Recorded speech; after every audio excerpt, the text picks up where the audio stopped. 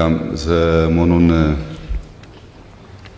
ከተለያየ የህብረተሰብ ክፍል ጋር ባለፉት ጥቂት ወራት ወይም አመት የነበረውን አፈጻጸም የሥራ ሂደት ያሉ ጠንካራ ጎኖች ደካማ ጎኖች ከተለያየ ማህበረሰብ ክፍል ጋር ስንወያይ ቆይተናል በየደረጃው በዚያው አግባብ የተፎካካሪ ፓርቲ አመራሮች ጋር ብንወያይ በተደራጀ መንገድ ሐሳብ ካላቸው ለሚቀጥለው አመት ስራችን ግብአት ሊሆን ስለሚችል ለነሱም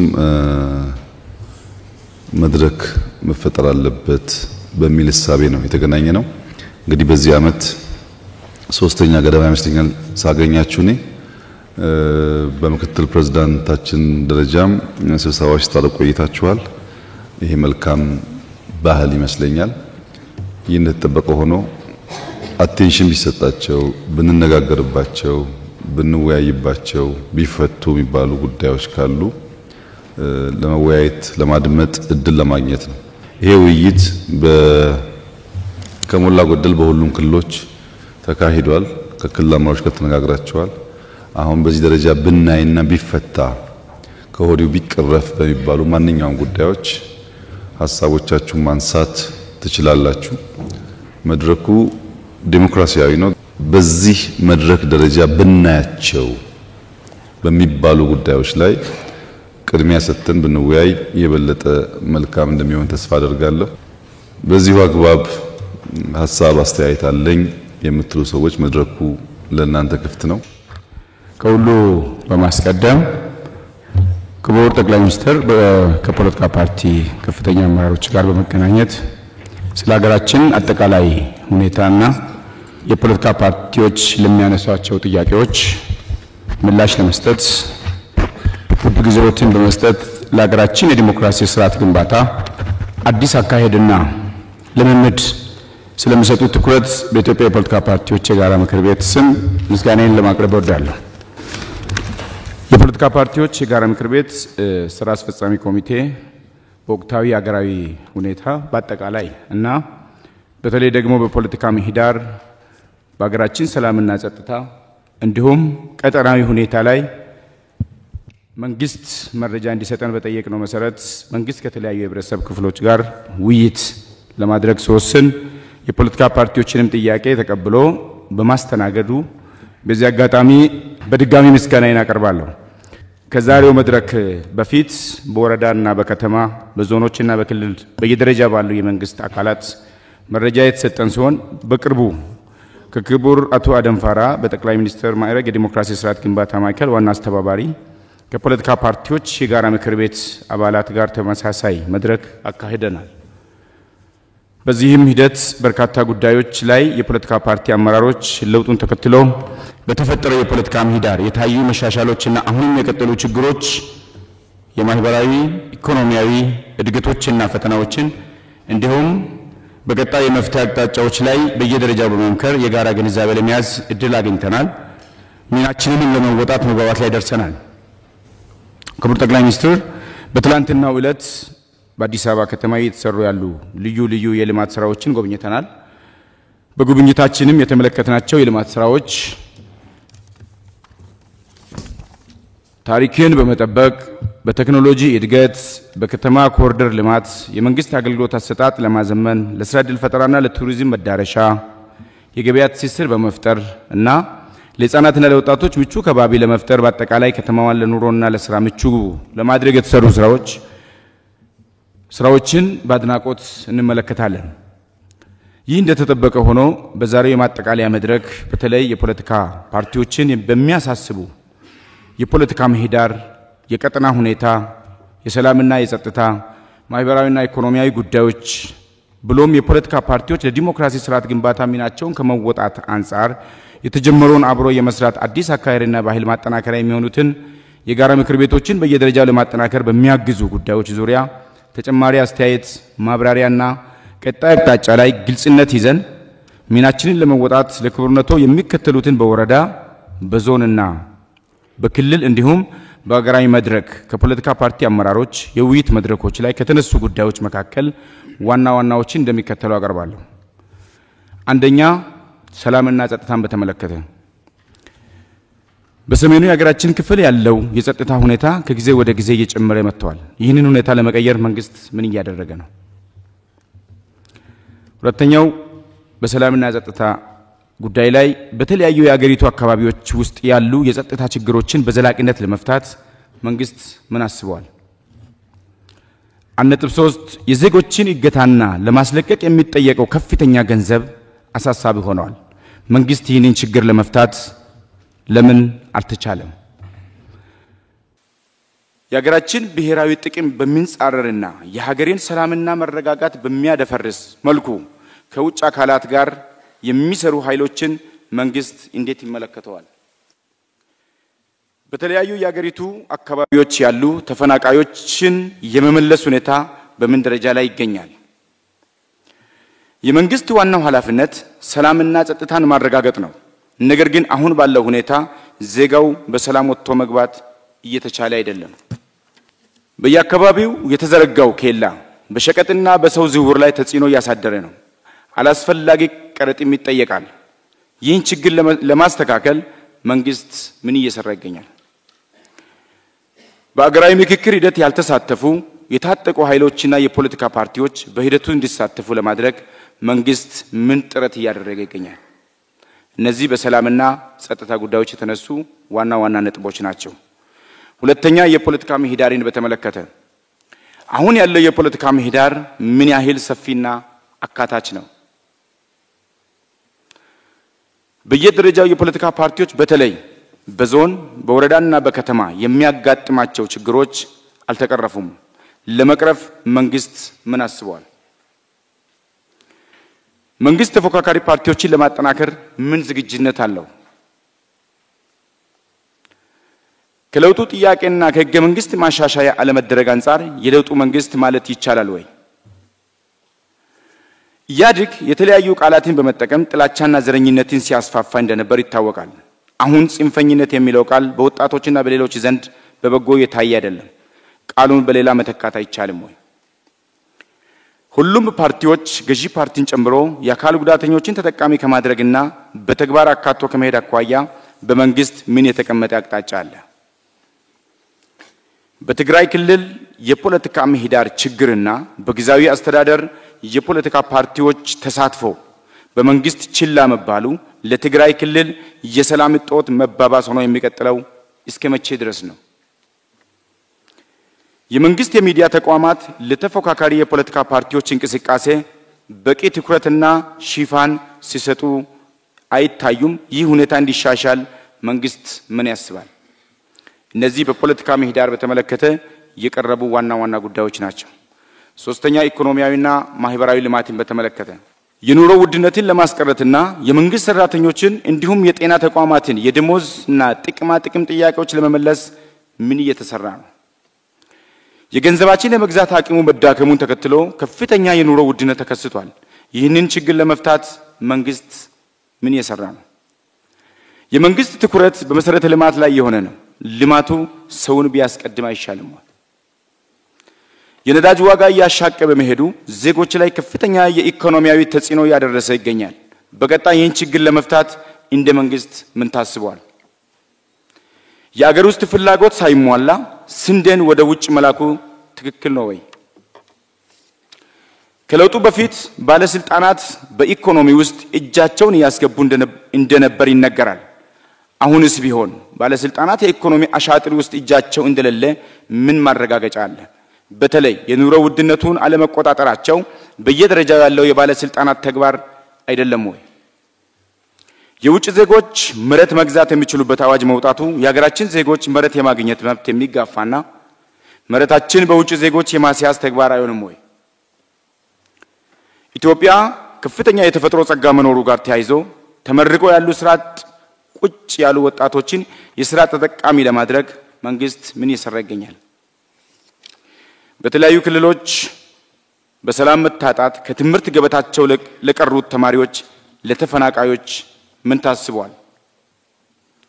በመምህራን ስልጠና በመምህራን ቤት ግንባታ የትምህርት ግብዓት ችግር በተለይ መጽሐፍ ለመማር ማስተማር የሚረዱ አይሲቲ መብራት ወዘተ ከፍተኛ የተደራሽነት ችግር አለ ችግሮችን ለመፍታት በመንግስት በኩል ምን ታስቧል እነዚህ በማህበራዊና ኢኮኖሚ ልማትን በተመለከተ የቀረቡ ናቸው አራተኛ ኮሪደር ልማትን በተመለከተ ኮሪደር ልማቱ ከተሞችን ለስራና ለኑሮ ምቹ ከማድረግ አንፃር የሚሰሩ ስራዎች የሚደገፉ ናቸው ይሁን እንጂ በአፈጻጸም ደረጃ የሚታዩ ችግሮች ማለትም በካሳ አከፋፈል በምትክና በአንዳንድ አካባቢዎች ተሳትፎ ችግሮችን በመንግስት እንዴት ይገመገማሉ እነዚህ በኮሪደር ልማት ጋር ተያይዞ የተነሱ ናቸው አምስተኛ ዲፕሎማሲያዊ ወይም ቀጠናዊ ሁኔታዎችን በተመለከተ ነው ከጎረቤት ሀገሮች ጋር ያለን ሁኔታ እንዴት ይታያል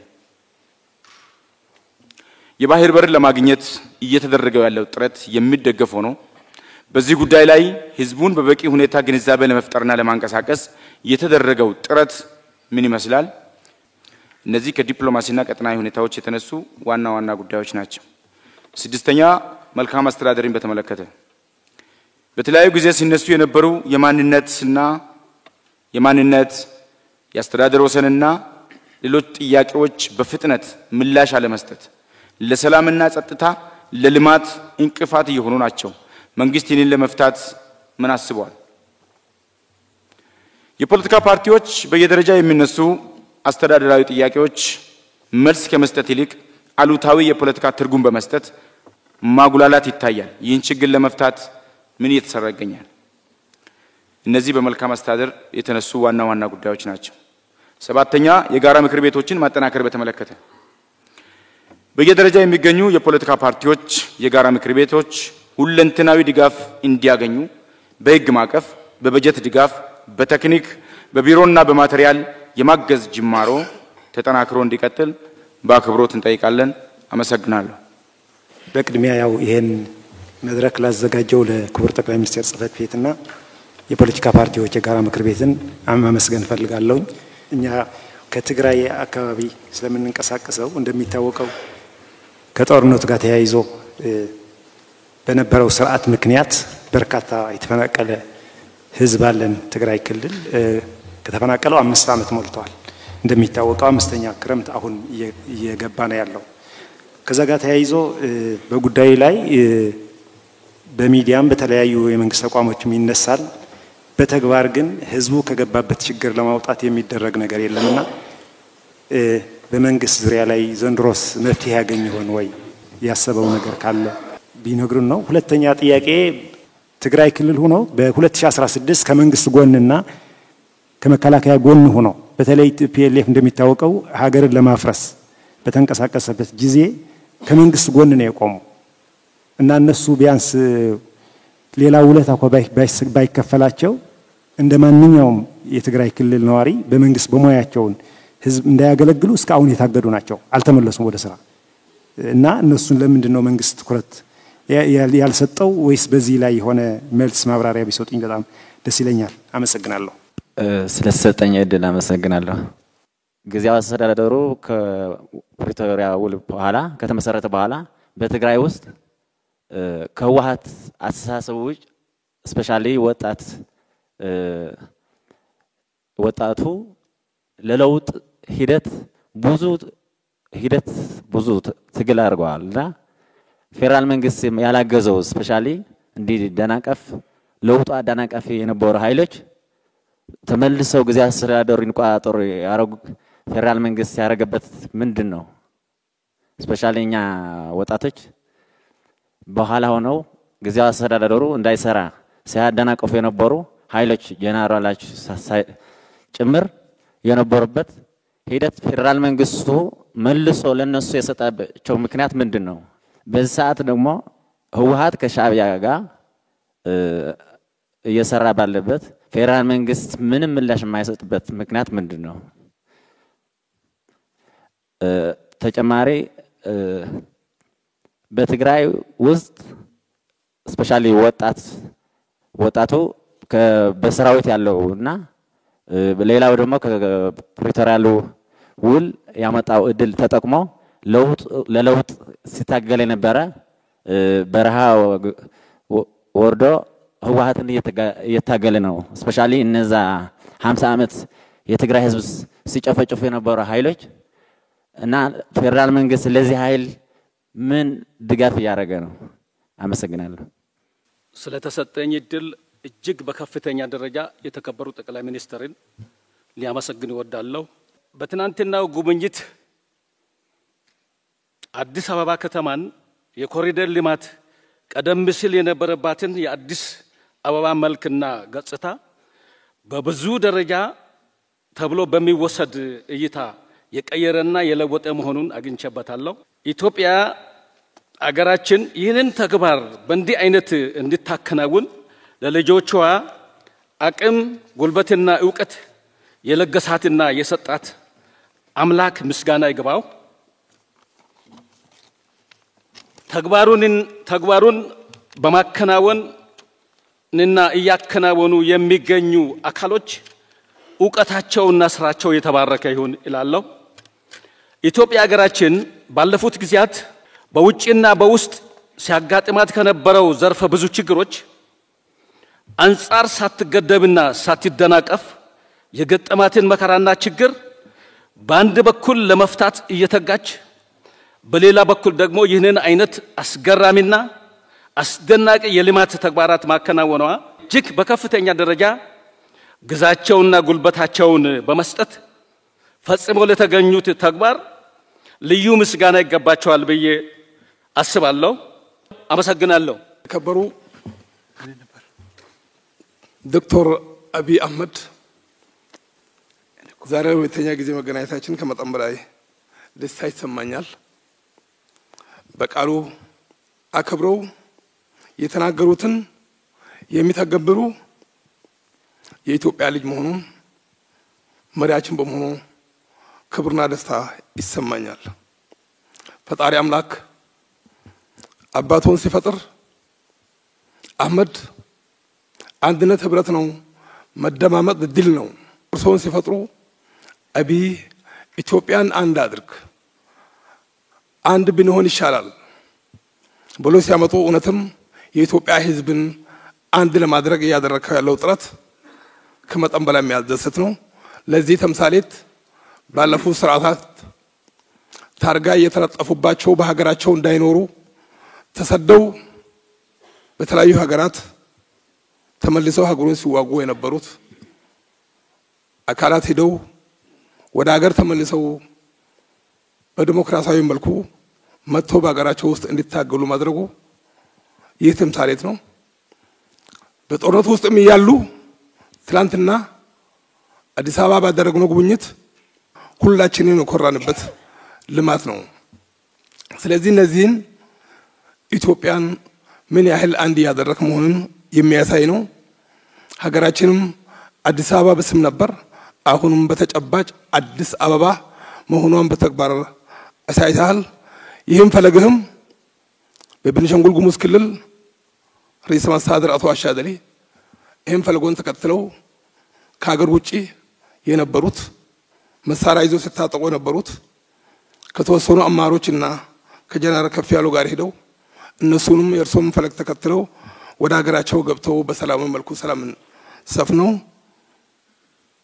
ከጦርነት በአሁኑ ሰዓት ላይ ክልላችን ተሻግሮ የልማት ጅምር ላይ መሆኑን መግለጽ ይፈልጋለሁ። ስለተሰጠኝ በጣም አመሰግናለሁ። አገው እንደ ህጋዊ ፓርቲ ከቦታ ቦታ ተንቀሳቅሶ መስራት አልቻለም እና ምርጫ እየደረሰ ነው። ስለዚህ ምን አስበዋል? አመሰግናለሁ። ክቡር ጠቅላይ ሚኒስትር በመጀመሪያ ለሰሩት የኮሪደር ልማት እርሶንም ሆነ ከእርሶ ጋር ለደከሙት ሳላመሰግን አላልፍም። ሌላው ማይክሮ ኢኮኖሚ የታሰበለትን ግብ መጥቷል ይላሉ ወይ? የዛሬ አመት አስታውሳለሁ ስንገናኝ አንድ አመት ጠብቁን ማይክሮ ኢኮኖሚው የተሳለጠና ቆንጆ ይሆናል ብለው ነበር። በእርሱ አስተያየት ማይክሮ ኢኮኖሚን በተመለከተ አስተያየቱን እንዲሰጡን ጠይቃለሁ። ሌላው የኑሮ ውድነትን ሊያመጣቸው የቻለው ማይክሮ ኢኮኖሚው ነው ወይስ ምንድነው? ስራ አጥነትንስ ሊያመጣ የቻለው ማይክሮ ኢኮኖሚ ነው ወይስ ምንድነው? ሌላው የሰላሙ ጉዳይ እንዴት ያዩታል? በየአካባቢ ያለውን ሌላው ባጭሩ የሀገራዊ ምክክሩ ጥሩ እየተካሄደ ነው። የበለጠ ትግራይን ያካተተ ውይይት እንዲደረግ ምን እየሰሩ ነው? በሱ በኩል ቢብራራልን። ክቡር ጠቅላይ ሚኒስትር በጣም ብዙ ባንኮች አሉ። በጣም በዘር የተመሰረቱ ባንኮች አሉ። እነኚህም ባንኮች ከዘር አውጥተው ትልቅ ፓወር እንዲኖራቸው ባንኮች በርሶ በኩል እየተሰራ ያለው ምንድነው? ለዛሬ ይበቃኛል። አመሰግናለሁ። ክቡር ጠቅላይ ሚኒስትርን ሌሎች ከፍተኛ የመንግስት ስራ ኃላፊዎችን እጅግ አድርጌ አመሰግናለሁ። ከትላንትና ጀምሮ አዲስ አበባ የሚሰሩ በርካታ ልማቶችን ለሀገር ግንባታ አሁን ለመመራው ለስርዓቱ አይደለም ለቀጣይ ትውልድም ታስበው የሚሰራው ትልቅ ስራ እጅግ በጣም የሚያኮራ ለትውልድም ጠቃሚ የሆነ ስራ መሆኑን እጅግ እንገነዘባለን። በርካታ ከአየር ለውጥ ጋር ተያይዞ ጫካ ፕሮጀክቶች ሌሎች በተለይ ትላልቅ ግንባታዎችን እብን ሳይሳሱ አፍርሶ ለአይን ውብና ማራኪ በሆነ ሁኔታ የሀገሪቱን ገጽታ ግንባታም ጭምር የሚያሳድግ ፕሮጀክቶች ተሰርቷል። አመሰግናለሁ።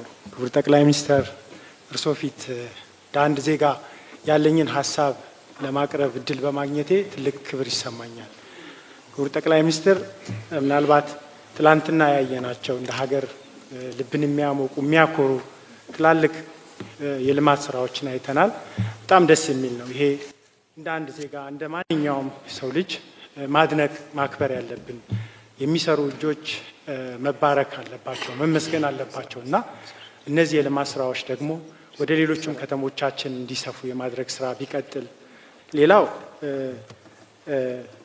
እኔ ተጨማሪ ማደርገው በተለይ እንደ እኔ ከጎጎት ፓርቲ ነው የመጣሁት ከአሳታፊነት አንፃር ወደ ላይ ስንሄድ አሳታፊ ነው ኢንክሉሲቭ ነው።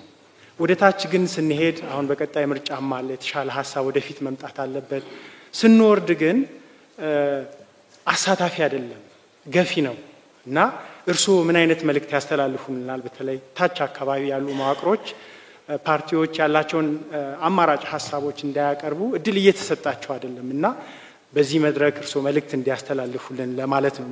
ሌላው ምናልባት አቅም ከመገንባት አንፃር የፖለቲካ ፓርቲዎች አማራጭ ሐሳብ አላቸው የአገር ሀብት ናቸውና እነዚህን ኢምፓወር ከማድረግ አንፃር ስልጠና የሚያገኙበትን እድል አስበዋል ወይ?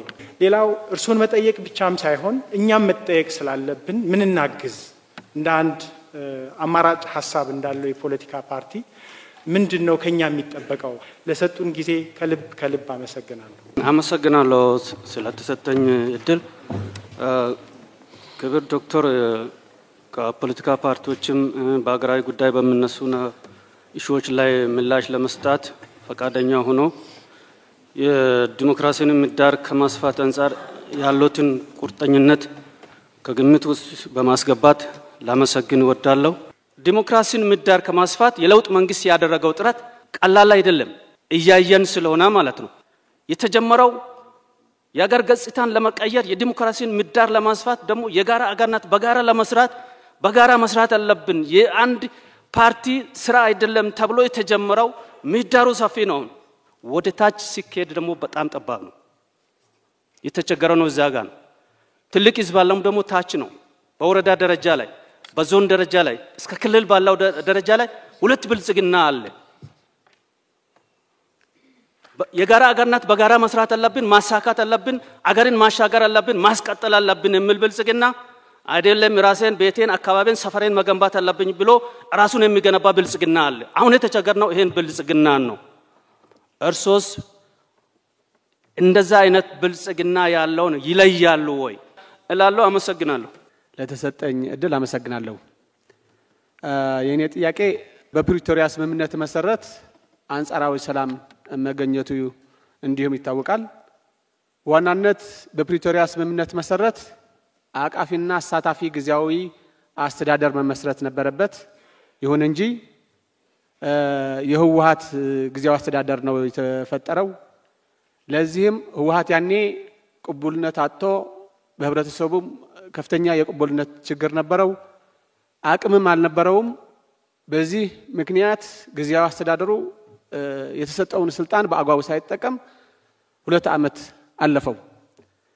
ከዛ በኋላም አንዱ ችግር ራስ በራስ የነበረ የስልጣን ሽኩቻ አንዱን ሌላኛውን ከኮርና ከኮር በላይ በሚባሉ ወታደራዊ ኃይሎች ግፊትና በጠበንጃ ጭምር የቀበሌዎች የወረዳዎች እንዲሁም የክልል መስሪያ ቤቶችን ቢሮዎች የተሰበሩ ማህተም ሲቀማ ህብረተሰቡ ብዙ ሰዎችም ለመቁሰልና ለግድያም ተዳርገው ነበርና የሚያሳዝነው ነገር ከዛ በኋላም የተመሰረተው የተሾመው ጊዜያዊ አስተዳዳሪ ወይም ፕሬዝዳንት ያው ከህወሓት ነው የተቋቋመው። ካቢኔው ያው ህገወጥ ነው ተብሎ በምርጫ ቦርድ ከተሰረዘው ፓርቲ ነውና አሁን በትግራይ ያለው ሁኔታ ከፍተኛ የሥርዓት አልበኝነት ችግር አለ፣ እንዲሁም ከፍተኛ የቅቡልነት ችግር አለ።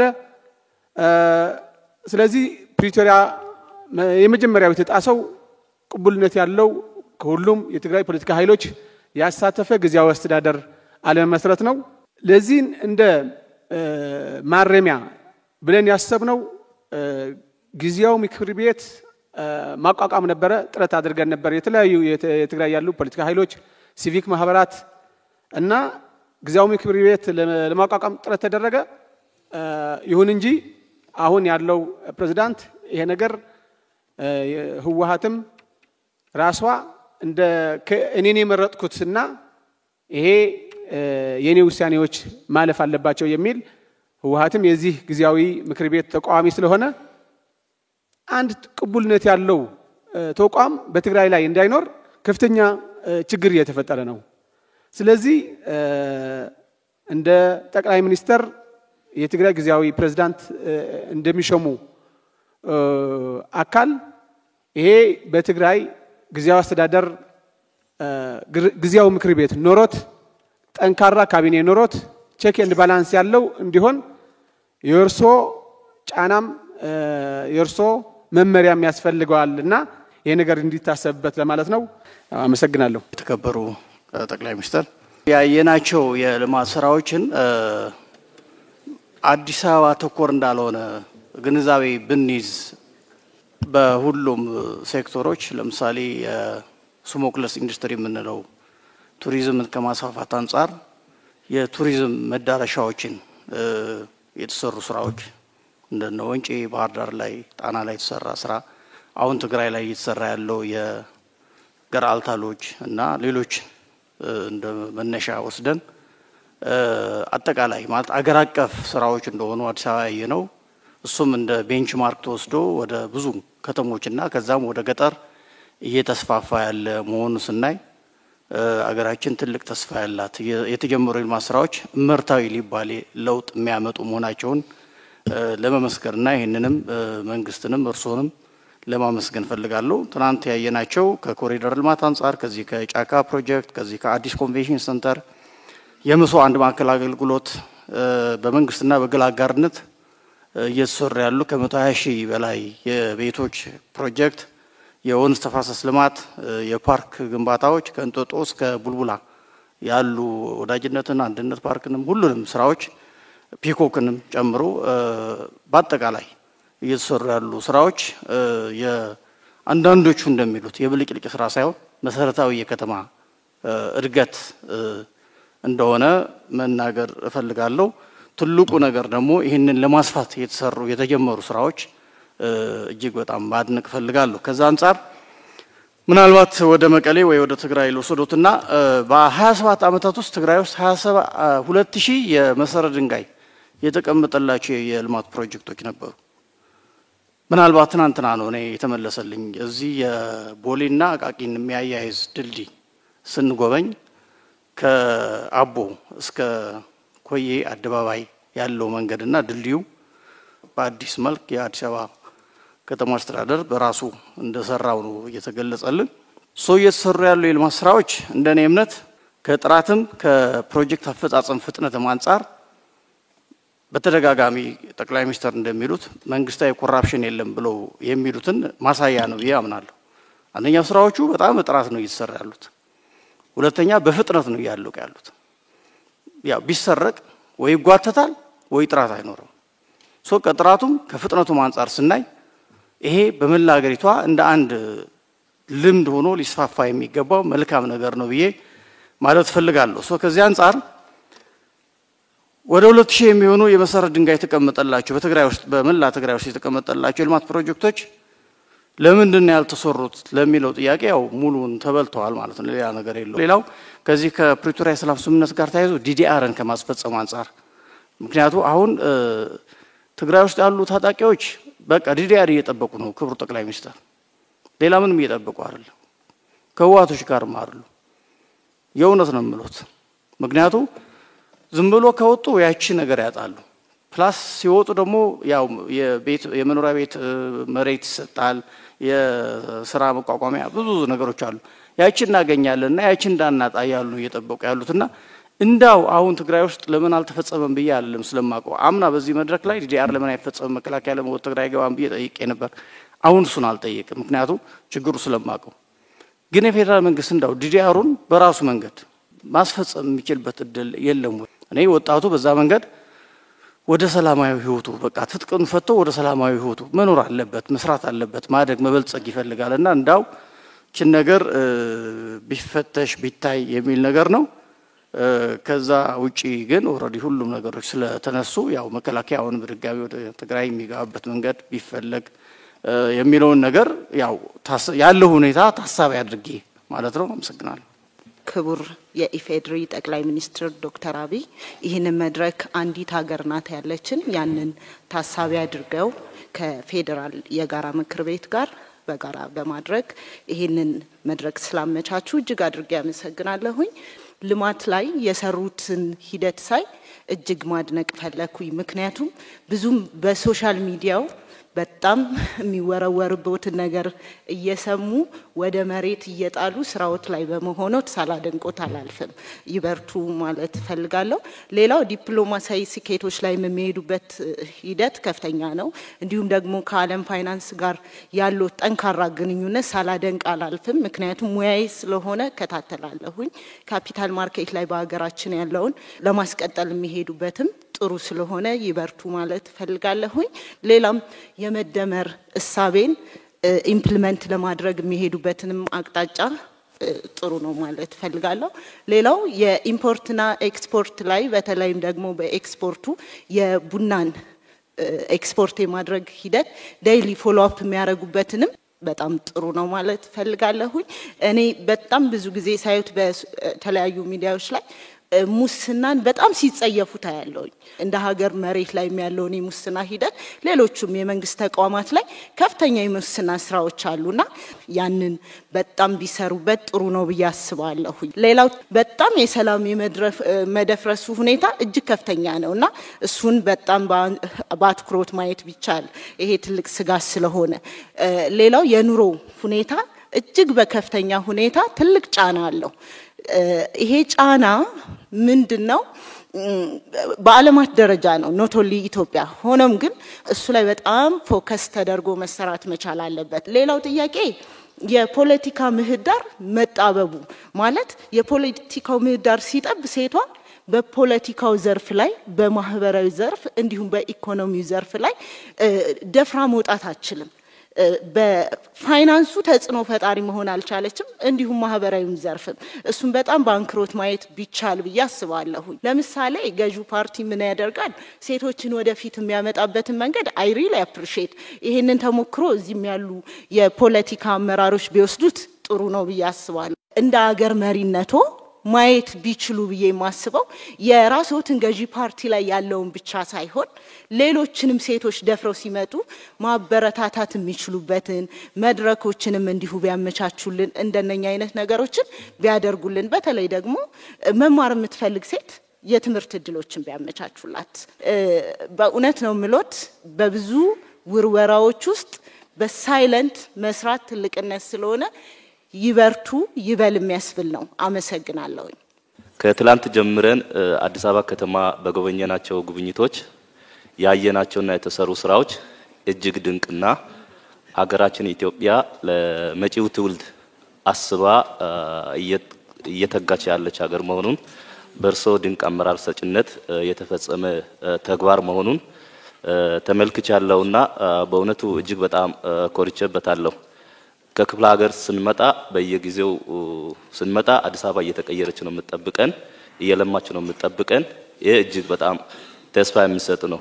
የሚታየኝ ምንድነው የአንድ ምርጫ ሲዝን ብቻም ሳይሆን ዘላቂ የሆኑ ለዜጎች ገቢ ማስገኘት የሚችሉ ወጣቶች በሀገራቸው የሀገሪቱ ዜጎች በሀገራቸው እንዲደሰቱ ተስፋ እንዲያደርጉ የሚያመላክቱ ተግባራት ተከናውነው በማየት እንደ ወጣትነትም ኢትዮጵያን ለወጣቶች እየገነባችሁት ነውና ይሄ በጣም አክብሮት አለኝ። ያው አካባቢ ምርጫ ከተደረገ 12 ዓመት ገደማ ተቆጥሯል።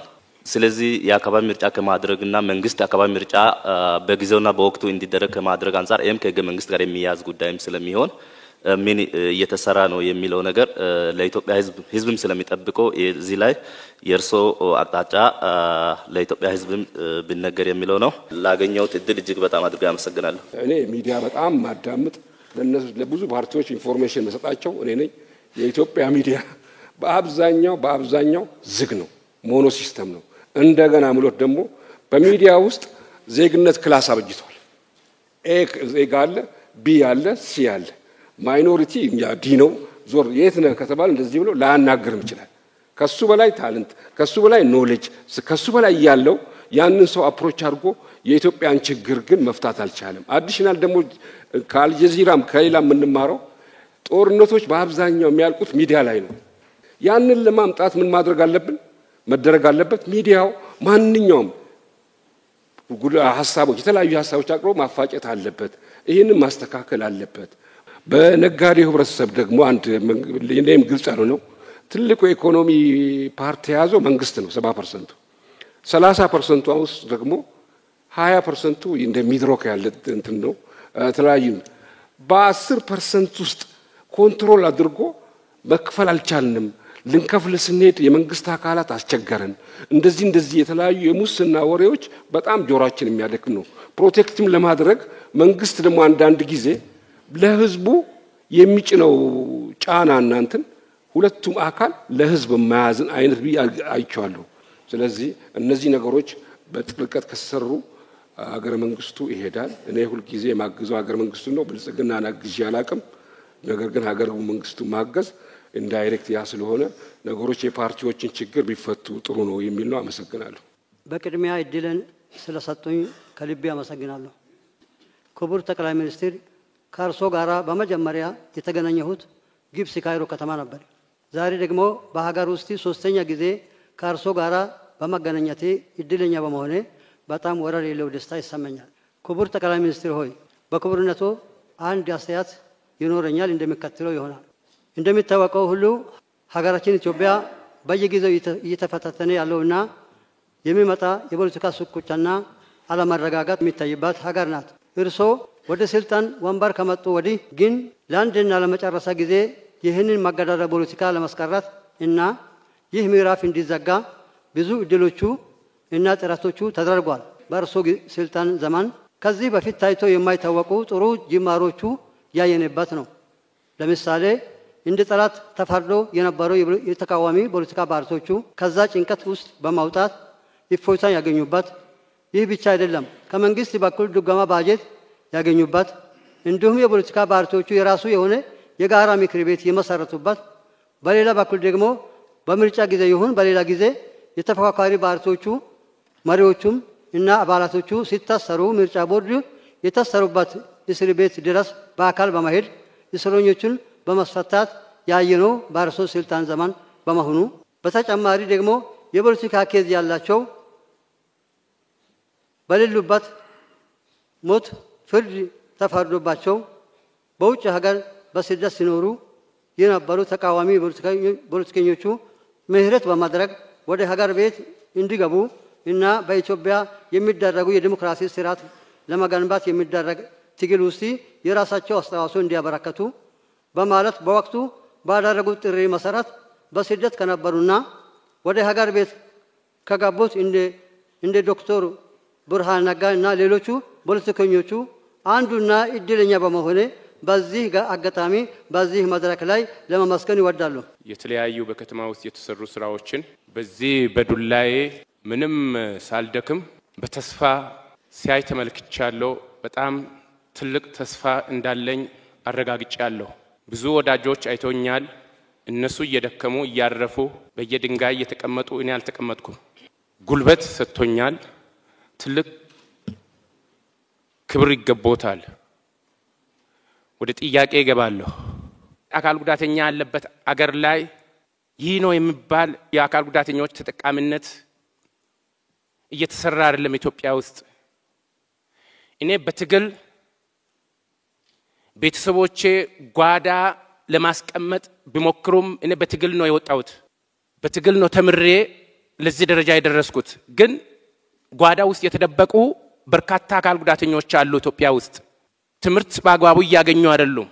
ሌላው የስልጣን አካታችነት በሴቶች በኩል ያለው ተሳትፎ እጅግ በጣም የሚበረታታ ጉዳይ ነው። አካል ጉዳተኛ ከፌደራል ጀምሮ እስከ ዞን እስከ ክልል ድረስ የስልጣን ተጠቃሚዎች እየሆኑ አይደሉም።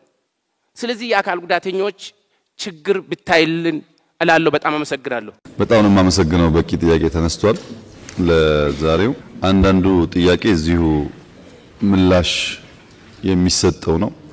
አንዳንድ ያላየናቸውን ጉዳዮች በእኛ በኩል ያላየናቸውን ጉዳዮች እንፈትሻለን። ለምሳሌ እህት ያነሳችውን ሴቶች በጣም ኢምፓወር እናደርጋለን፣ ግን ማየት ያለብን ጉዳዮች ካሉ እናያለን። እኛ ባለማካተታችን ምክንያት የተፈጠሩ ጉዳዮችን እንፈትሻለን። ሌሎቹን ጉዳዮች በጥቅል አድርጌ ለመመለስ እሞክራለሁ። በመጀመሪያ መገናኘታችን ትክክለኛ እርምጃ ነው። በመገናኘት ውስጥ ሞር ለመተዋወቅ እድል እናገኛለን፣ ለመማማር እድል እናገኛለን፣ ለመማርና ለማስተካከልም እድል እናገኛለን። የሚፎካከር የፖለቲካ ፓርቲ ሲባል አስፈላጊ በሆኑ ጉዳዮች የሚተባበር መሆኑን ለማሳየትም ጥሩ ልምምድ ይመስለኛል። በእርግጥ ምህዳርን አስታካችሁ በርካታ ጥያቄ ተነስተዋል። ይሄ መድረክ በራሱ የፖለቲካ ምህዳሩ መለወጥ አካል ነው። የኢትዮጵያ ጠቅላይ ሚኒስትር በአመት 2-3 ፓርቲዎች ተሰብስቦ አያናግርም።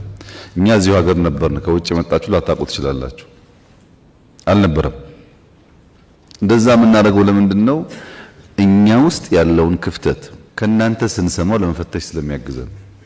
አብሶሉት የሆነ የፖለቲካል ምህዳር ምንም እንከን የሌለበት ደግሞ ከጠበቃችሁ ፖለቲካ አልገባችሁም ማለት ነው። ዓለም ላይ እስካለን ድረስ የሚጀመሩ ነገሮች አሉ፣ የሚቀሩ ጉዳዮች አሉ። ሙሉ ንጹህ ነገር መጠበቅ ተገቢ አይደለም። በእኛ በኩል ግን የፖለቲካ ምህዳርን ማስፋት በሚመለከት ሁለት መሰረታዊ እሳቤዎች አሉ። አንደኛው ፉክክር ነው፣ ሁለተኛው ትብብር ነው። ጤናማ የሆነ ፉክክር እናደርጋለን ከፓርቲዎች ጋር፣ ትብብርም እናደርጋለን። ፉክክር ብቻ ከሆነ ወደ አጽናፍ የወጣ ወደ ግጭት የሚያመራ ወደ ጸብ የሚያመራ የማያግባባ ስለሚሆን መተባበር በሚገባን ጉዳይ እንተባበራለን፣ ልንፎካከርባቸው በሚገቡ ጉዳዮች ደግሞ እንፎካከራለን። ይህንን ባላንስ አድርገን ነው የምንሄደው። የብልጽግና እሳቤ እኔ የመራው አድሚኒስትሬሽን እሳቤ በፉክክርና በትብብር መካከል ሚዛን መጠበቅ ያስፈልጋል። ሁሉን በፉክክር ብቻ ካደረግን ውጤታማ አንሆንም ብለን እናምናለን።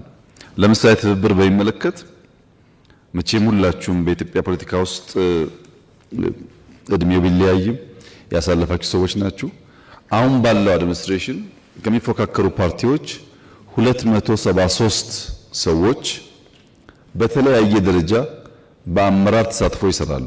273 ሰዎች፣ 4 ሚኒስትሮች አሉ፣ 4 ገደማ ሚኒስትር ዴታዎች አሉ፣ የቢሮ ኃላፊዎች አሉ፣ በዞን በወረዳ የተካተቱ ሰዎች አሉ።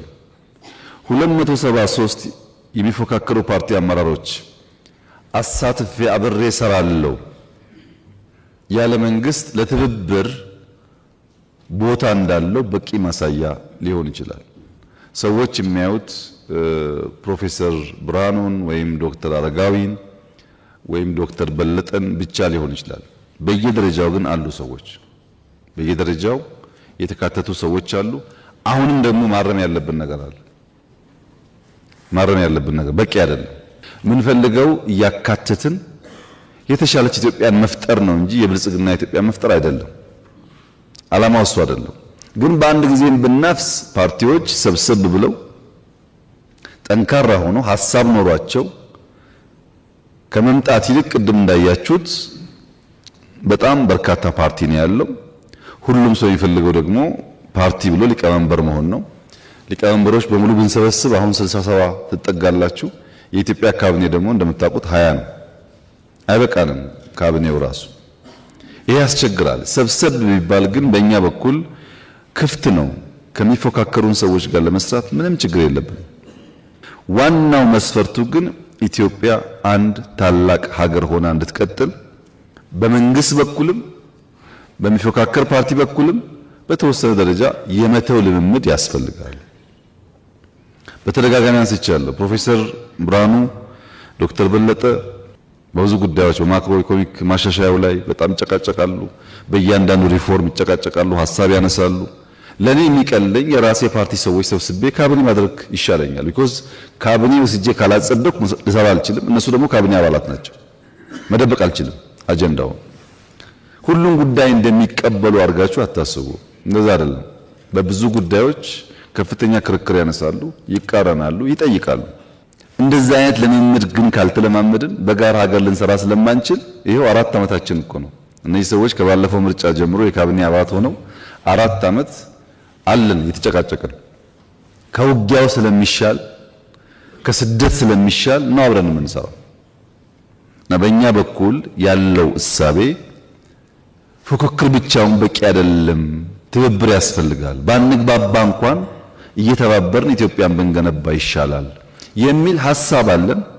ተናግረናል፣ ጽፈናል፣ ደግሞ ልንኖረው እየሞከርን ነው። ሙሉ ካልሆነስ እናሰፋዋለን። ለምሳሌ ትግራይ አገልግለው በውጊያው ጊዜ ከስራ ውጭ የሆኑ ሰዎች አሉ የተባለውን እናጣራለን። ይሄ ካለ እናስተካክላለን። ለማስተካከል ዝግጁ መሆናችንን መገንዘብ ያስፈልጋል። ከዲሞክራሲ ልምምድ ችግር የተነሳ ግን በየቦታው ውስንነቶች ይኖራሉ። በታች ወረዳ ዞን ብቻ ሳይሆን ላይም ጭምር። ከየት እናመጣዋለን? ኢትዮጵያ ውስጥ ዲሞክራሲ አልነበረም፣ ስንወለድ አልነበረም፣ ስንኖር አልነበረም። ያልነበረን ነገር 100% ለምን አታደርገውም ብትሉ ያስቸግራል። እና ግን ለውጡን እያየን የሚጎለውን ነገር እየሞላን ብንሄድ ደግሞ የተሻለ ሀገር ለመፍጠር የሚያግዝ ይመስለኛል። ለምሳሌ በባለፈው ስንገናኝ በክልል በዞን ደረጃ ችግር አለብን ስላላችሁ ወዲያው ተነጋግረን ሁሉም ክልሎች ሁሉም ዞኖች እንዲያነጋግሯችሁ ተደርገዋል። ከ30 በላይ ኬዝ እንደተፈታ አውቃለሁ። በዛ ውይይት ምርጫ ቦርድ አፕላይ አድርጋችሁ ምርጫ ቦርድ የኛን ተሳትፎ ሲጠይቅ በሚኒስትርና ሚኒስትር ዴታ ብቻ ነው ውክልና የሰጠነው። እስከ ዞን ድረስ ታች ድረስ ስትከሱ ከዚህ ሚኒስትር ወይም ዴታ እየላክን ያ ጉዳይ እንዲጣራ ያደረግነው እንዳይታፈን ስለፈለግን ነው። እነዚህን ጉዳዮች ታነሳላችሁ ብዬ ጠብቄ ነበር። እንፈልጋለን፣ ጽፈናል፣ አሰልጥነናል፣ በእኛ ደረጃ ሞክረናል። በጎደለው ደግሞ እናንተን ስናገኛችሁ ግብአት እየወሰድን እያረምን ለመሄድ ነው ያለው ፍላጎት።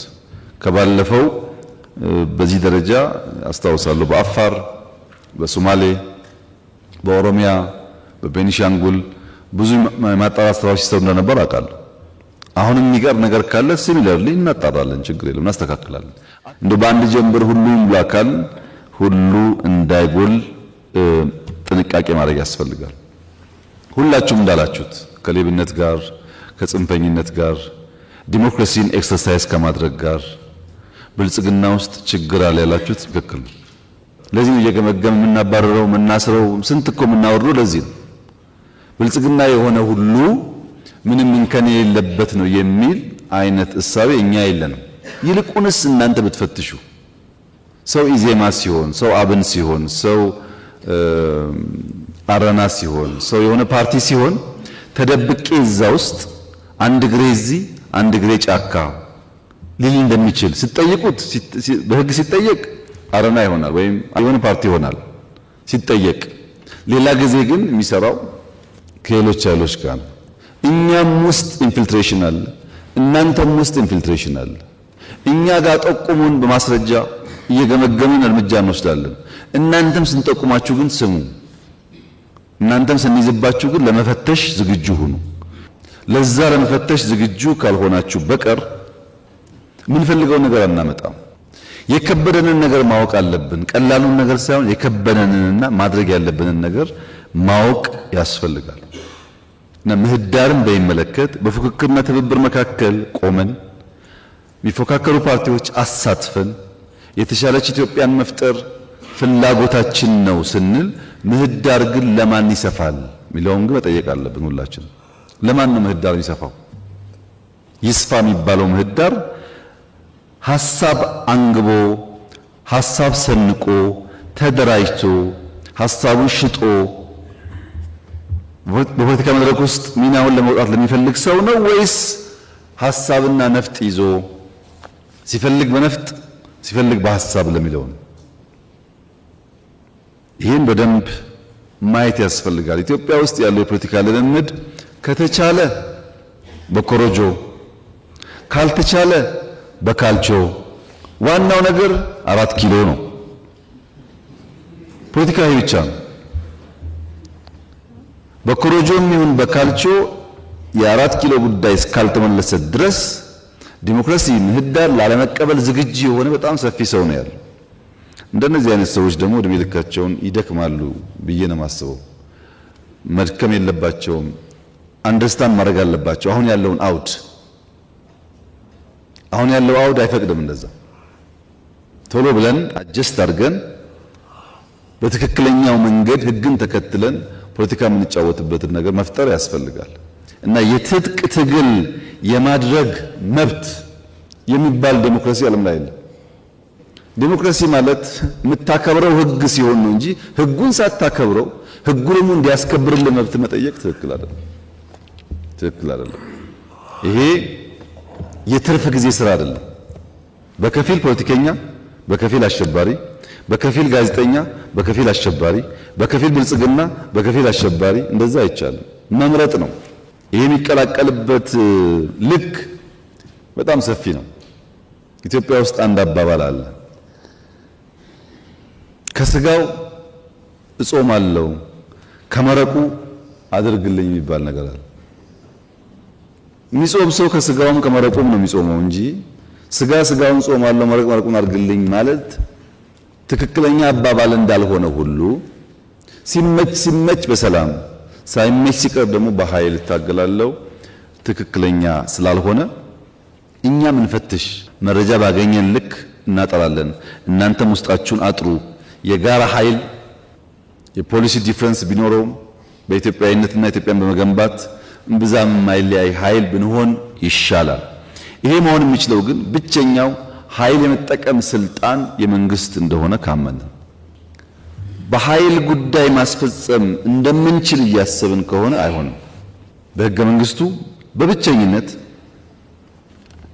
ኃይል መጠቀም ስልጣን የተሰጠው ለተመረጠ መንግስት ነው። ያንን መቀበል ያስፈልጋል። አሁን የኛ ነው። ነገ ደግሞ ስታሸንፉ የእናንተ ሊሆን ይችላል። አሁን በእኛ እጅ እያለ አክብሩት፣ በእናንተ እጅ ሲመጣ ደግሞ እኛም እንድናከብረው እንለማመደው። ያ ካልሆነ በቀር ሁላችንም እኩል በኃይል እርምጃ ለመውሰድ እየሞከር የምናስበውን ዲሞክራሲ ኢትዮጵያ ውስጥ ልናመጣ አንችልም። ይሄን ከምህዳር አንጻር ብታስቡበት። ብዙውን ለማቀፍ እየሞከርን ነው። ችግር አለ ስትሉ ተወያይተን እየፈታን ነው።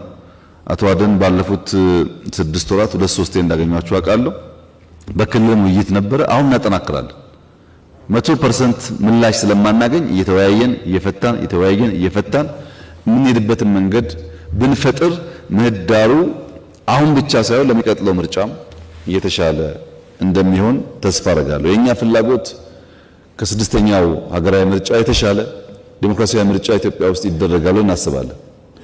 ማን ይመረጣል የሚለውን የሚያውቀው ህዝቡ ቢሆንም በእኛ እምነት ግን የተሻለ ኢንክሉሲቭ ነገር ይፈጠራል ብለን እናስባለን። ያ እንዲሆን በእናንተ በኩል የምንፈልገው ቅድም እንዳልኩት ሰብሰብ ብላችሁ ጠንከር ብትሉ፣ በእኛ በኩል መተው ያለብን መደገፍ ያለብን ነገር ካለ እኛም ለማድረግ ዝግጁ ነን። እኛም እንወዳደራለን። ብልጽግና የሚወዳደረው ለማሸነፍ ነው ህልሞች ስላሉት። ግን ብልጽግና ብቻ የሚይዘው መንግስት፣ ብልጽግና ብቻ የሚይዘው ፓርላማ ለኢትዮጵያ ዲሞክራሲ ይጠቅማል ደግሞ አናምንም። እኛ እንደዛ አናምንም።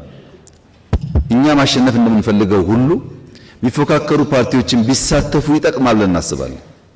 ይሄን ስለምናስብ ይሄ እንዲሳካ ማክሲመም ጥረት እናደርጋለን። የእናንተን ድጋፍ ግን እንፈልጋለን። ካልደገፋችሁን ልንቸገር እንችላለን። ምክንያቱም በላይ ብንስማማም ታች ሲሄድ እንደምታውቁት የጎሳም የምናም ጉዳይ ስላለ ነገር እንዳይበላሽ ከወዲሁ አመት አለን። ምንከራከርበት እንከራከራለን። ምንስማማበትን ደግሞ የተስማማን እየለየን አብረን ብንሰራ ፓርላማውም ኢንክሉሲቭ ይሆናል። መንግስቱም ካሁን በላይ የተሻለ ኢንክሉሲቭ መንግስት ይሆናል። ይሄ ደግሞ ለኢትዮጵያ ይጠቅማል። በዚህ መንገድ ለማየት ብንሞክር ይሻላል። ሐሳብን በነፃ የማራመድ ሐሳብን በነፃ የመግለጽ ህገ መንግስታዊ መብታችሁን ማስከበር ላይ ያለው ውስንነት ደግሞ እኛን ይመለከታል። እሱን ደግሞ እኛ እንፈትሻለን። በህግ ሪኮግናይዝ ተደርጓል። ማንም ሰላማዊ ኃይል ሐሳቡን በነፃ ማራመድ ይችላል። ሚዲያ መገልገል ይችላል። በመድረኮች ላይ ሐሳቡን ማንሳት ይችላል። ይሄን የሚከለክሉ ጉዳዮች ቢሮን ጨምሮ ካሉ ደግሞ እኛ እየፈተሽን እናስተካክላለን። አቅም በፈቀደ መጠን አብዛኛውን ችግሮች ፈተን የተሻለ ምርጫ ለማድረግ ከእናንተ ጋር እንሰራለን። ከተነሱ ጉዳዮች ህገ መንግስትን የሚመለከት አይ ቲንክ በስድስት ክፍል ተከፍለው ከተነሱ ጥያቄዎች መካከል የህገ መንግስቱ ጥያቄ ትንሽ ህጸጽ ያለበት ይመስለኛል። በጋራ ያያችሁት ጉዳይ ከሆነ መልሰን ብንፈትሸው ህጸጹ ምንድነው? አንደኛ ስለ ለውጥ ያለን እሳቤ ህገ መንግስት ካልቀየረ ምኑን የለውጥ መንግስት ይባላል የሚለው እሳቤ ትክክለኛ ሐሳብ አይመስለኝም። ምክንያቱም ለውጥ ህጎች፣ ፖሊሲዎች፣ ስትራቴጂዎች፣ መመሪያዎች፣ ስትራክቸሮች ሊይዝ ይችላል። ይሄንም ሳይዝ የአመራር ለውጥ ራሱ ለውጥ ሊባል ይችላል። ህገ መንግስት ለመቀየር ሲመጣ ለውጥ ተደርጎ መወሰድ የለበትም። በእርግጥ ብዙ ለውጥ መጥቷል ኢትዮጵያ ውስጥ የሚታይ ነገር ነው። የዛሬው መድረክ ጨምሮ ለውጥ ነው። ግን ህገ መንግስት ካልተለወጠ እንዴት የለውጥ መንግስት ይባላል የሚል ድምዳሜ በዛ ትክክለኛ ሐሳብ አይመስለኝም። ህገ መንግስቱ ይለወጣ አይለወጥም እናየዋለን። ነገር ግን ያን በመለወጥ የለውጥ መንግስት ያን ባለመለወጥ ደግሞ ያልተለወጠ ወይ የማይለወጥ መንግስት አድርጎ መውሰድ ከእሳቤ አንጻር ችግር አለበት ብዬ አስባለሁ። ሁለተኛው ህገ መንግስት መቀየር የመንግስት ስራ ብቻ አድርጎ መውሰድም ችግር አለበት። ይሄ መንግስት በህገ መንግስት የተፈጠረ አንድ አካል ነው። ራሱ ይሄን መንግስት የፈጠረው ህገ መንግስት ነው። በዛ ውስጥ ያለ አንድ አካል ነው እንጂ ህገ መንግስት ፈጣሪ ቀዳጅ አጥፊ አይደለም። ያማ መጥፎ ሐሳብ ነው እንኳን እየመጡ መቅደድ እኮ አላዋጣማል። ይሄ መንግስት በህገ መንግስቱ ጥላ ስር የተፈጠረ አንድ አካል ሲሆን በለውጥ ውስጥም ደግሞ አንድ አክተር ነው። ብቻውን ህገ መንግስት መቅደድ መቀየር የሚችል መንግስት ከሆነ ከትናንትናው ዲፈረንስ የለውም። ያን እኛ አንደግፍም። እኛ የምንፈልገው በውይይት በንግግር በምክክር ልክ እንደ ዛሬው ለምሳሌ በህገ መንግስቱ ላይ 50 ጥያቄ ቢኖር 50 ጉዳይ ቢኖር 50ውን በአራት በአምስት ካታጎሪ ብንከፍለው 10ሩ የግድ ያስፈልገናል። ለለውጥ ለልማት ለአንድነት ኢምፖርታንት ነው። 10ሩን ቀስለን ማየት እንችላለን። 10ሩን ብዛም አይደለም ቢባል ዋናው ኮሩን ካስተካከልን የቀረውን ደግሞ ጊዜ እየወሰድን እያረምን መሄድ እንችላለን። ቀዶ መጻፍ ይቻላል።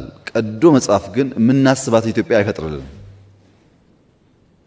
አይተናል እኮ አፍሪካ ውስጥ ብዙ መንግስታት መጥተው ቀይረዋል ህገ መንግስት። ችግር የለውም። ስለማናውቀው አይደለም።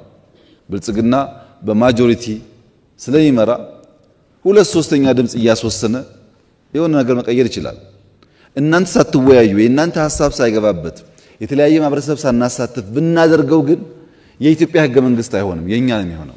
እሱ ጥሩ አይደለም። ከናንተ ጋር ሆነን አንድ አካል ሆነን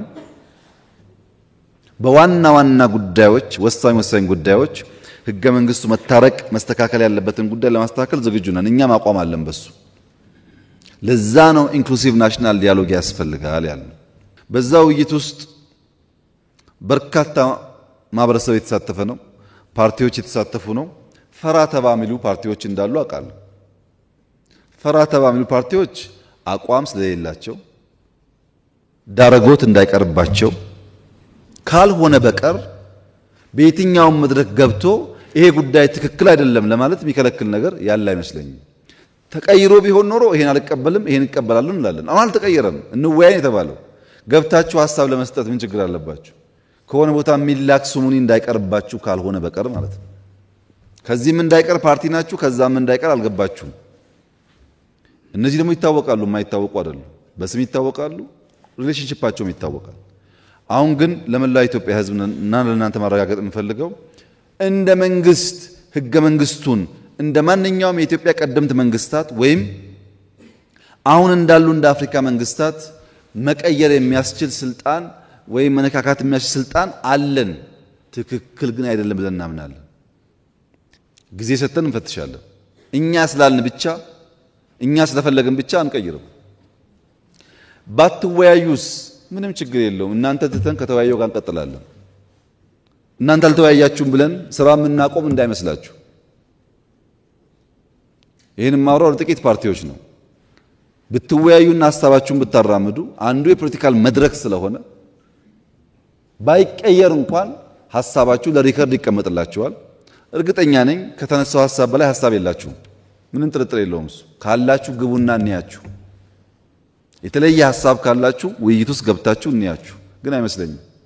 ያልተነሳ ጉዳይ የለም። እዛ ቦታ ላይ ብዙ አጀንዳ የተነሳ ነው ያለው።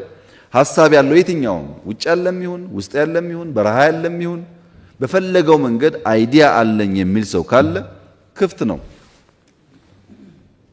ያ የተናገርነው ሐሳብ ሁሉ ግን የብልጽግናም ይሁን የእናንተ ይተገበራል ማለት አይደለም። ከዚያ ውስጥ ተለይተው በሚቀርበው ሪኮመንዴሽን ህግን ተከትሎ ማሻሻያዎች ይደረጋሉ። ለመናገርም መብት እንዳለን ሁሉ ለመደመጥ መብት እንዳለን ሁሉ ከተናገርነው ውስጥ አንዳንዱ ጉዳይ ለጊዜው ተቀባይነት ባይኖረውም እንደ ፖለቲካ ትግል አካል አድርገን መቀበል መቻል አለብን እንጂ ካልመለሳችሁም አይቻልም አይባልም። የህገ መንግስቱን ጉዳይ በዚህ ብናይ ለውጥ መንግስት ነው ወይ ለተባለው ግን ምን ጥርጥር አለው? ጌታዬ በጣም የለውጥ መንግስት ነው። ለምሳሌ ፖለቲካ እንመልከት። የዛሬ 8-9 ዓመት የሶማሌ የአፋር ፓርቲዎች መጥተው በኢህአደግ መድረክ ላይ በጉባኤ ላይ እኛ እስከመቼ ነው አጋር ምን ሆነው እኛ ኢትዮጵያ አይደለንም እንዴ አስገቡን ይላሉ። ኢህአደግ ደግሞ የለም እናንተ ገና ናችሁ ይላቸዋል። ዛሬስ የእንደርታ ፓርቲ ነኝ ሰባ እንደርታ ሲል ለምን እኛ ጋር ተቀላቀለም የሚል መንግስት ነው ያለው። ቶታሊ ይለያያል። ትናንትና የሚገፋ ነው፣ ዛሬ ደግሞ ነው አብረን እንስራ የሚል ነው። ለውጥ ነው ይሄ ራሱ ብልጽግና ለውጥ ነው። አሁን ባይገባችሁም እየቆየ ገባችኋል። እና ፖለቲካሊ የኢትዮጵያን ላንድስኬፕ ቀይረነዋል። አንደኛ ዲሞክራቲክ ኢንስቲትዩሽን ምርጫ ቦርድ፣ ሂውማን ራይት ኮሚሽን የመሳሰሉትን 100% ከመንግስት ገለልተኛ አድርገናቸዋል። 100%። ለምሳሌ በቅርቡ ምርጫ ቦርድ 3 ሰዎች ተጨማሪ ሾሟል። ከፈለጋችሁ ጠይቋቸው። ሰዎቹን የተመረጡ የሃይማኖት አባቶች፣ የሀገር ሽማግሌዎች ነበሩ። መጥተው ሪፖርት አድርጉልኝ። የሆኑ ሰዎች ሊስት አድርገውልኝ ከዛ ከነዚህ ውስጥ ማንን መረጣቸው ስላቸው በአንድ ድምፅ 1 2 3 ብሎ ነገሩኝ። እነሱ ያቀርቡትን ሐሳብ 100% ተቀብያለሁ። አላቃቸውም ሰዎቹ ነው። እናንተ ከመረጣችሁ እሺ ነው ያልኳቸው። በገቡ 3 ሰዎች ውስጥ ምንም ሚና የለንም እኛ። ሊስት አቀረቡ፣ 3ቱ ይሻላሉ አሉ። አሳማኝ በሆነ መንገድ ሐሳባቸውን አቀረቡ፣ ተቀበልኳቸው። ምርጫ ቦርድ እንደከዚህ ቀደሙ የብልጽግና ነው ቢባል እናንተ የምታምኑ አይመስለኝም። ሌላ ሰው ባያምን አይደለም። ሂውማን ራይት ኮሚሽን እኮ አይታችኋል። እኛ ደሞዝ እየከፈል 1001 ሪፖርት ሲያወጣ አንድ ቀን ለምን ብለን አናውቅም። እንልመደው እስኪ ይሄንን ነገር እንልመደው ብለን አልነካም። ይሄ ነገር ጥቅም አለው ያላችሁ እንደሆነ ጥቅምም ጉዳትም አለው። ይሄንን ባላንስ አድርጎ መሄድ ያስፈልጋል። ፖለቲካሊ ለውጥ አለ። ኢኮኖሚክ ላንድስኬፕ ፖለቲካል ላንድስኬፕ ብቻ ሳይሆን ኢኮኖሚክ ላንድስኬፕ በኋላ መጣበታለሁ ሰፊ ለውጥ አለ። ድሮ የነበረው እኮ ግብርና መር ልማት ነው። አሁን ግብርና መር እኮ አይደለም። ግብርና መር፣ የማይኒንግ መር፣ አይሲቲ መር፣ ቱሪዝም መር፣ ኢንዱስትሪ መር ብዝሃ ዘርፍ ነው። ለውጥ ነው ይሄ። በፖሊሲም በስትራቴጂም በሐሳብም በጣም ልዩነት አለው። ማህበራዊ ዘርፍ ሌላው ቢቀር ትምህርት ፍኖተ ካርታ አልተዘጋጀም እንዴ? የፈተና ስርዓት የፈተና ክፍል ደረጃ አልተቀየረም?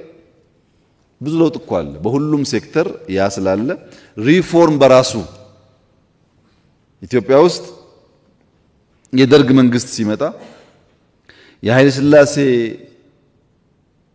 መንግስት እንደ ስርዓት ማፍረስ ብቻ ሳይሆን በርከት ያሉ ሲኒየር አመራሮች ካልሞቱ በቀር መቀጠል አልችልም ብሎ በአንድ ጀንበር ገሎ ከሻለቃ በላይ ያለ ማንኛውም ሰው አያስፈልገኝም ብሎ አስወግዶ ነው ሬቮሉሽን የቀጠለው።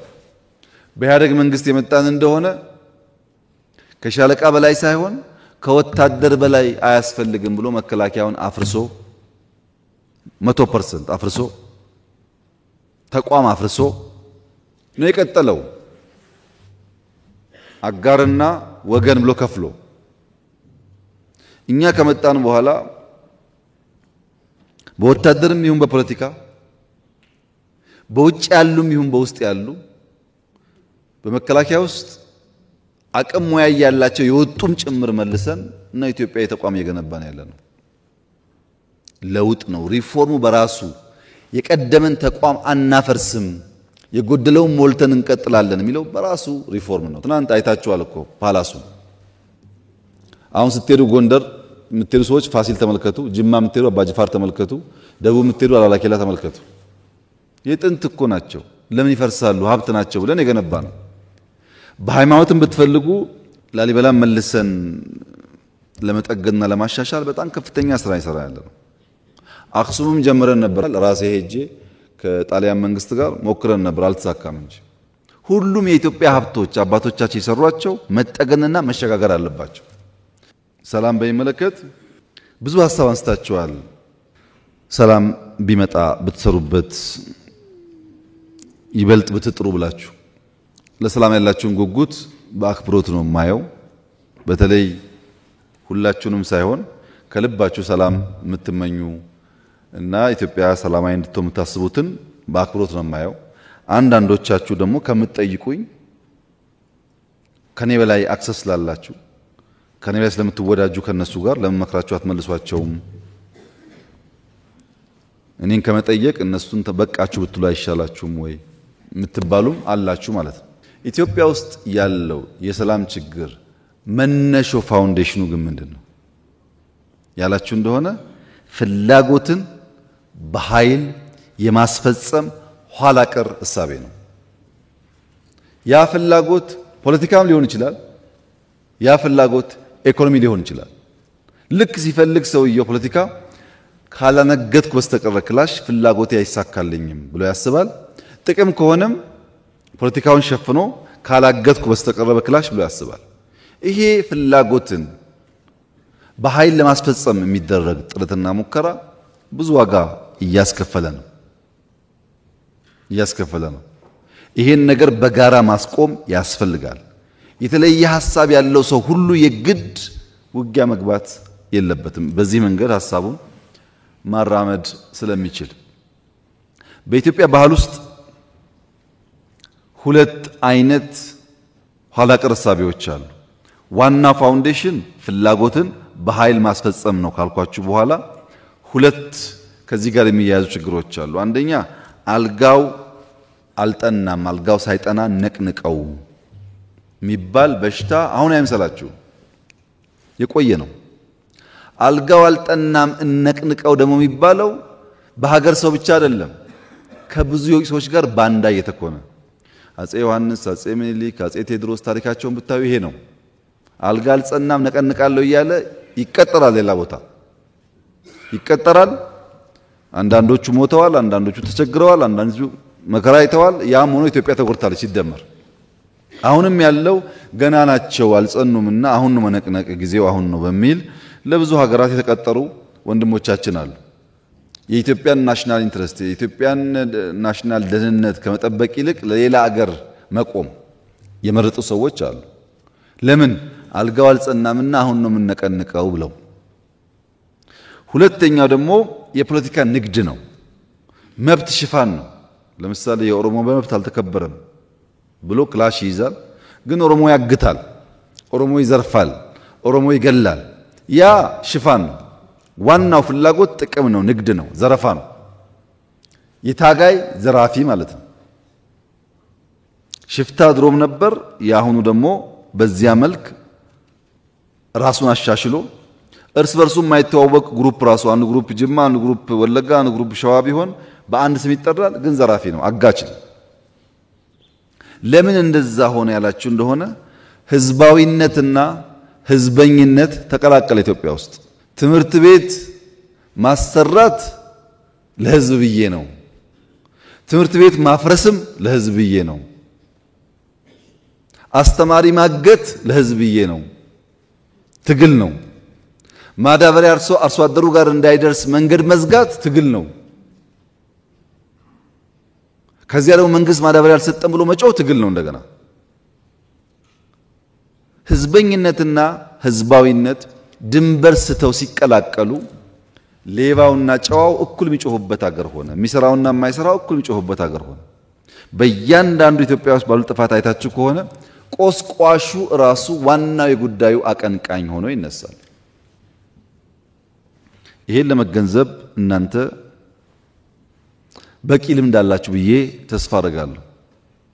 እነማን እየረበሹ መልሰው ኢሹ እንደሚያነሱ ታውቃላችሁ። ይሄን በእኛ ውስጥ ያለውን ማክሲመም ለመፈተሽ እየሞከርን ነው። አሉ እኛ ውስጥ ያልኳችሁ ሰዎች፣ እናንተም ውስጥ ግን ፈትሹ። ሰላማዊ መንገድ ነው የሚያዋጣን። ብንጋደል ዋጋ የለውም። ጥቅም ፍላጎት ካለን ኢትዮጵያ ማልማት ነው የሚያዋጣን። በግል የምናገኘው ጥቅም ለጊዜው ነው አይዘልቅም ብለን የምናምን እንድንሆን 100% ይሄ ሁሉ ፖፑሌሽን በዚህ እሳቤ ላይ አንድ ማድረግ ባይቻልም ቢያንስ ፖለቲካ መመራ ሰዎች ብንግባባና በጋራ ብንሰራበት ለውጥ ሊመጣ ይችላል። በጋራ ለመስራት ግን ዝግጁ መሆን ያስፈልጋል። ትግራይን በሚመለከት በርካታ ጉዳይ ተነስቷል። በመጀመሪያ የተፈናቀሉ ሰዎች መመለስን በሚመለከት 100% ዝግጁ ነን። እኛ 100% ነበርን ነን። ራያ እኮ መልሰናል። ራያ ተመልሰዋል የተፈናቀሉ ሰዎች። ወልቃይትም እንደዛ አይነት ፍላጎት ነው ያለን። ከጊዜያዊ መንግስቱ ጋር የተነጋገርን ነው። በእኛ በኩል እነዚያ ዜጎች ለፖለቲካ ፍጆታ መጠቀሚያ ሳይሆኑ ቦታቸው ቢመለሱ ከማንም በላይ ኢትዮጵያ ታተርፋለች። በእኛ በኩል አንዴ አይደለም 10 ጊዜ ነው እቅድ ያወጣነው እና የትግራይ ጉዳይ ብዙ የማይገደን የማያሳስበን አይምሰላችሁ። ያስጨነቀን ጉዳይ ግን በግልጽ እንድታቁት ትንሽ ዘመን ተቀይሯል። የዛሬ 4 ዓመት 5 ዓመት የነበረን የውጊያ አቅም የነበረን ቴክኖሎጂ እና ዛሬ ትንሽ ይለያያል እና በተቻለ መጠን ማክሲመም ውጊያ ብናስቀር ይሻላል። ለምን እንደምታውቁት በባለፈው ውጊያ ያኔም ተናግሬያለሁ። ከትግራይ ወጣቶች ከትግራይ እናቶች በላይ የተጎዳ ሰው የለም እና የሚያስገድሉ ሰዎች ይፎክራሉ። እንደምታውቁት አስገዳዮች ይፎክራሉ። ሟቾች ግን ጉዳዩን ሳያውቁ ይጠፋሉ። ያ እንዳይፈጠር ነው ማክሲመም ትግስት ምናደርገው ማክሲመም እንጂ ትግራይ ውስጥ ሊመጣ የሚገባው ልማት ሊሰራ የሚገባው ስራ በበቂ ተሰርቶ አናምንም እኛ እንጂ የሚደረጉ ሙከራዎች አንኮንስቲቱሽናል ልምምዶች እንዳሉ ስለማናቅ አይደለም። በደንብ ነው የምናየው። እውነት ለመናገር በሎ ኢንፎርስመንት ኤጀንሲስ በጣም ከፍተኛ አቅም ኢትዮጵያ እየገነባች ነው። እኛ ያን የምንገነባው እንዳያችሁት ዓለም አስጊ ስለሆነ ነው። ሰርቫይቫል አደገኛ እየሆነ ስለመጣ ነው። ይህንን መመንዘር ላይ ግን 10 ጊዜ ማሰብ ያስፈልጋል። ኢኮኖሚ በሚመለከት በጣም ብዙ ጥሩ ሀሳብ ተነስቷል። እነሱን እንዳለ እናያቸዋለን። ግን እናንተ መገንዘብ ያለባችሁ ያልተገደበ ህልም በተገደበ ሲዝን ነው ያለን። ህልማችን ትልቅ ነው፣ ሲዝኑ ግን ትንሽ ነው። ለዚህ ነው ቀን ማታ ምናምን ሩጫ ያለው። ባልተገደበ ህልም ውስጥ የተገደበ ጊዜ ሲኖር በጣም መልፋት ይፈልጋል። እኛ ጋር ደግሞ ያለው ችግር ምንድነው? ስንዴ ያስፈልጋል ብለን ስንወያይ እንግባባለን። ኮሪደር ያስፈልጋል እንግባባለን። ለኢትዮጵያ ህዝብ ብንናገር ችግር የለም። ሁሉም ሰው መለወጥ ይፈልጋል። ለለውጥ ዋጋ መክፈል ግን አይፈልግም። ስንዴ እንስራ ይስማማና ስራው ራሱ ግን ፈታኝ ነው። እንደምታውቁት ማረሱ ማዳበሪያው ችግር ነው። መከራው ሲመጣበት ደግሞ ይሸሻል። ያን ቆሻሻ ከተማ የማይጠላ አንድ ሰው የለም እዚህ ውስጥ። አንድ ሰው ማን ቆሻሻ ይወዳል? መለወጡን ይፈልጋል። ሲለወጥ ያለውን አድካሚ ጉዞ ግን ሰው አይፈልግም። ይሄ ሰው ባህሪ ነው። እኛም ጋር እናንተም ጋር ሁሉም ሰው ጋር አለ። ከተማ ይጽዳ ካልክ ፈተና የግድ ነው። እርሻ ካልክ ፈተና የግድ ነው። ማክሮ ኢኮኖሚክ ስብራቱ ይጠገን ካልክ አሁን ያለው ፈተና የግድ ነው። ቻሌንጁን ጠልተን ፈተናውን ጠልተን የሚያምረውን ነገር ለመያዝ ከፈለግን ግን አይሳካልንም ማለት አይሳካልንም። ለምሳሌ ማክሮ ኢንፍሌሽን ተነስቷል፣ ስራ ተነስቷል፣ የንግድ ሚዛን ጉዳይ ተነስቷል። እዳ አላነሳችሁም፣ ሪዘርቭ አላነሳችሁም። ለምሳሌ እህቴ ኢኮኖሚ ለስራለው ስላልሽ ከለውጡ በፊት በየቀኑ የኢትዮጵያ ሪዘርቭ ዲክላይን ያደረገ ትንሽዬ ችግር ብታጋጥም ምን ማድረግ እንደምንችል ወደማናቀበት ደረጃ ደረሰል። አሁን ከማክሮ ኢኮኖሚክ ሪፎርም በኋላ የኢትዮጵያ ሪዘርቭ ቢያንስ 3 እጥፍ አድጓል። ምን ማለት ነው ይሄ? ነገ አንድ ነገር ቢያጋጥመን ለተራዘመ ጊዜ የሚያቆይ ጉዳይ አለ ማለት ነው። የማናቃቸው ፈተናዎች ከመጡ እንደ ሀገር ሰርቫይቭ ማድረግ አለብን። ሪዘርቭ ያስፈልገናል። አሁን ያለ ሪዘርቭ በኢትዮጵያ ታሪክ ኖሮን አያውቅም። እኔ ከመጣሁበት ቢያንስ 3 እጥፍ ሪዘርቭ አድጓል። አንዱ ምን ፈልገው ይሄንን ነው። ሁለተኛ ኤክስፖርት፣ ባለፈውም ተናግሬዋለሁ። የኢትዮጵያ ኤክስፖርት ከ8 ቢሊዮን ያልፋል በዚህ ዓመት። ሌሎቻችሁ ምን ያክል እንደምታዩት አላውቅም። አሁን ላንቺ ነው የምናገረው። እንደምታውቂው የኢትዮጵያ ኤክስፖርት 4 ቢሊዮን መድረስ መከራው ነበር። 8 ቢሊዮን የሚሉን አቅለን ማየት የለብንም። እውነት ለመናገር በየቀኑ ተሰርቶ የመጣ ውጤት ነው። እቅዱ 5.5 ነው፣ ያሳካነው ከ8 በላይ ነው። ይሄ ትልቅ ሰክሰስ ነው። እዳ ታውቃላችሁ የዚህ ነገር እዳም እንደነበረ አሁን 13% ደርሷል። በእርግጠኝነት በሚቀጥሉት ዓመታት ከ10 በታች እናደርገዋለን። ለምን? እኛ ላይ ያረፈው ዱላ የሚቀጥለው መንግስት ላይ ማረፍ የለበትም። እኛ እኮ የደረሰብን ችግር ባቡር ተበድረው ሱካር ተበድረው ምናምን መንገድ ተበድረው ባቡሩ እንኳን እዳ ሊከፍል ተውና የሰራተኛ ደሞዝ አይከፍልም። የኛ ባቡር የሱካር ብድር ሌላውን ተውት። ወንጂ 60 ዓመት የቆየው ፋብሪካ ሂዱና ቼክ አድርጓሳችሁ 60 ዓመት ቆይቷል። ለሰራተኛ ደሞዝ መክፈል አቅቶት ተበተን ሰራተኛ። እዳ ግን አለ። እኛ የደረሰብን ፈተና የሚቀጥለው መንግስት ጋር መድረስ የለበትም በሚል የተሰራው ለትውልድ ነው የተሰራው። ይሄ ለእናንተም ሊያኮራችሁ የሚገባ ጉዳይ ነው። ንግድ ሚዛን ላይ በጣም እየጠበበ ነው። አሁን ዘንድሮ 8 ያሳካ ነው። በሚቀጥለው ፈጣሪ ያግዞን እናንተም በርተታችሁ 10 ምናምን ከገባን የኢትዮጵያ ዋናው ችግር አንደኛ ነዳጅ ነው 5 ቢሊዮን ገደማ፣ ሁለተኛው ማዳበሪያ ነው 1.5 ገደማ፣ ሶስተኛው ከባድ ነገር እዳ መክፈል ነው $2 ቢሊዮን ገደማ። 8 አለ ማለት እነዚህ ሴኪዩር ሆኑ ማለት ነው። ይሄን ነው ማክሮ ያመጣው። የፖለቲካ ምህዳር ብቻ ሳይሆን የኢኮኖሚ ምህዳር አስፍተን ፕራይቬት ሴክተር እሳቸው እንዳሉት ሳይሆን ፕራይቬት ሴክተር በጣም ኢንክሬጅ አድርገን ከዚህ ቀደም ኢንዱስትሪያል ፓርክ መንግስት ነበር የሚሰራው። አሁን የግለሰብ ኢንዱስትሪያል ፓርኮች ኢትዮጵያ ውስጥ አሉ። ሆኖ አያውቅም። ይሄ እንዲህ አይነት አሰራር ግለሰቦች እንደምናስበው አይደለም። ለምሳሌ የሲሚንቶ ምርት በብዙ ፐርሰንት አድጓል በዚህ ዓመት ሰምታችሁ ይሆናል። ማንም ያመርተው ግለሰብ እኮ ነው። እና ግለሰቦች ብዙ ሀብታሞች የተፈጠሩ ነው። እነዚህ ሀብታሞች ብቻቸውን እንዳይወነጨፉና የተለየ ድጋፍ የሚያገኙ እንዳይሆኑ ጥንቃቄ አድርገን እንምራው እንኳን ቢባል ነው የሚሻለው እንጂ ፕራይቬት ሴክተሩ በጣም ሰፊ እድል ነው ያገኘው። ኢምፕሎይመንት በዚህ ዓመት ቢያንስ 4.5 ሚሊዮን ሰው ስራ ይዛል። ውጭ ሀገር ሌላውን ተውት፣ የሀገር ውስጥ ስለምትጠራጠሩ የውጭ ሀገር ስራ ስምሪት እኮ ግማሽ ሚሊዮን ሰው ልከናል። የተመዘገበ ደሞዙ የሚታወቅ ማን ቤት እንዳለ የመንግስት ምነግራችሁ ግማሽ ሚሊዮን ወጣቶች ሰልጥነው ውጭ ሀገር ስራ ይዘዋል።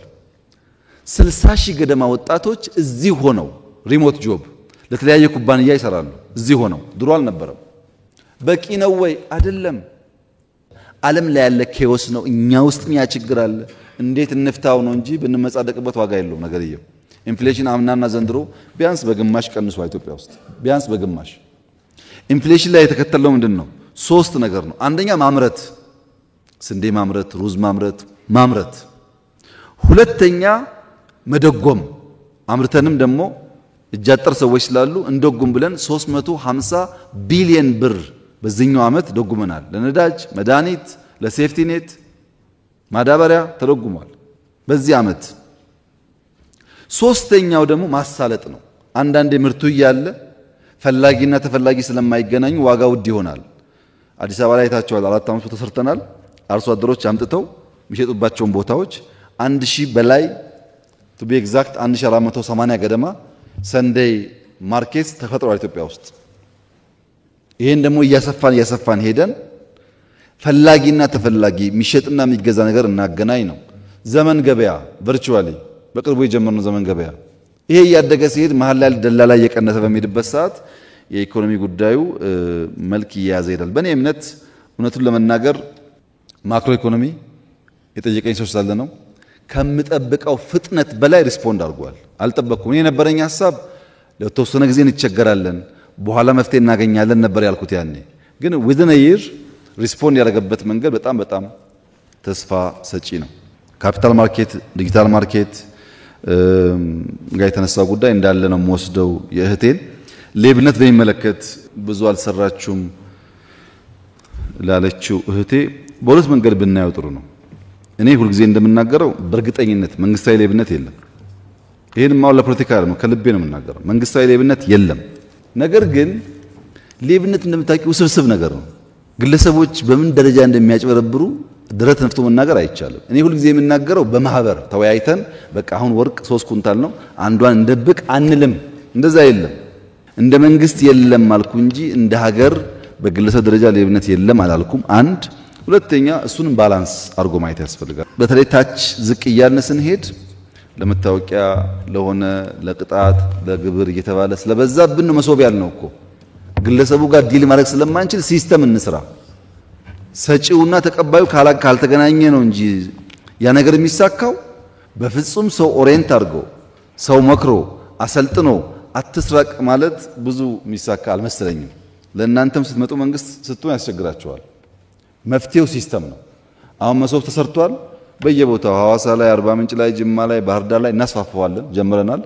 መሬት ለምሳሌ እዚህ አዲስ አበባ ዙሪያ እስከ አዳማ ድረስ ኦልሞስት ፉሊ ኦቶሜት ተደርጓል እኮ።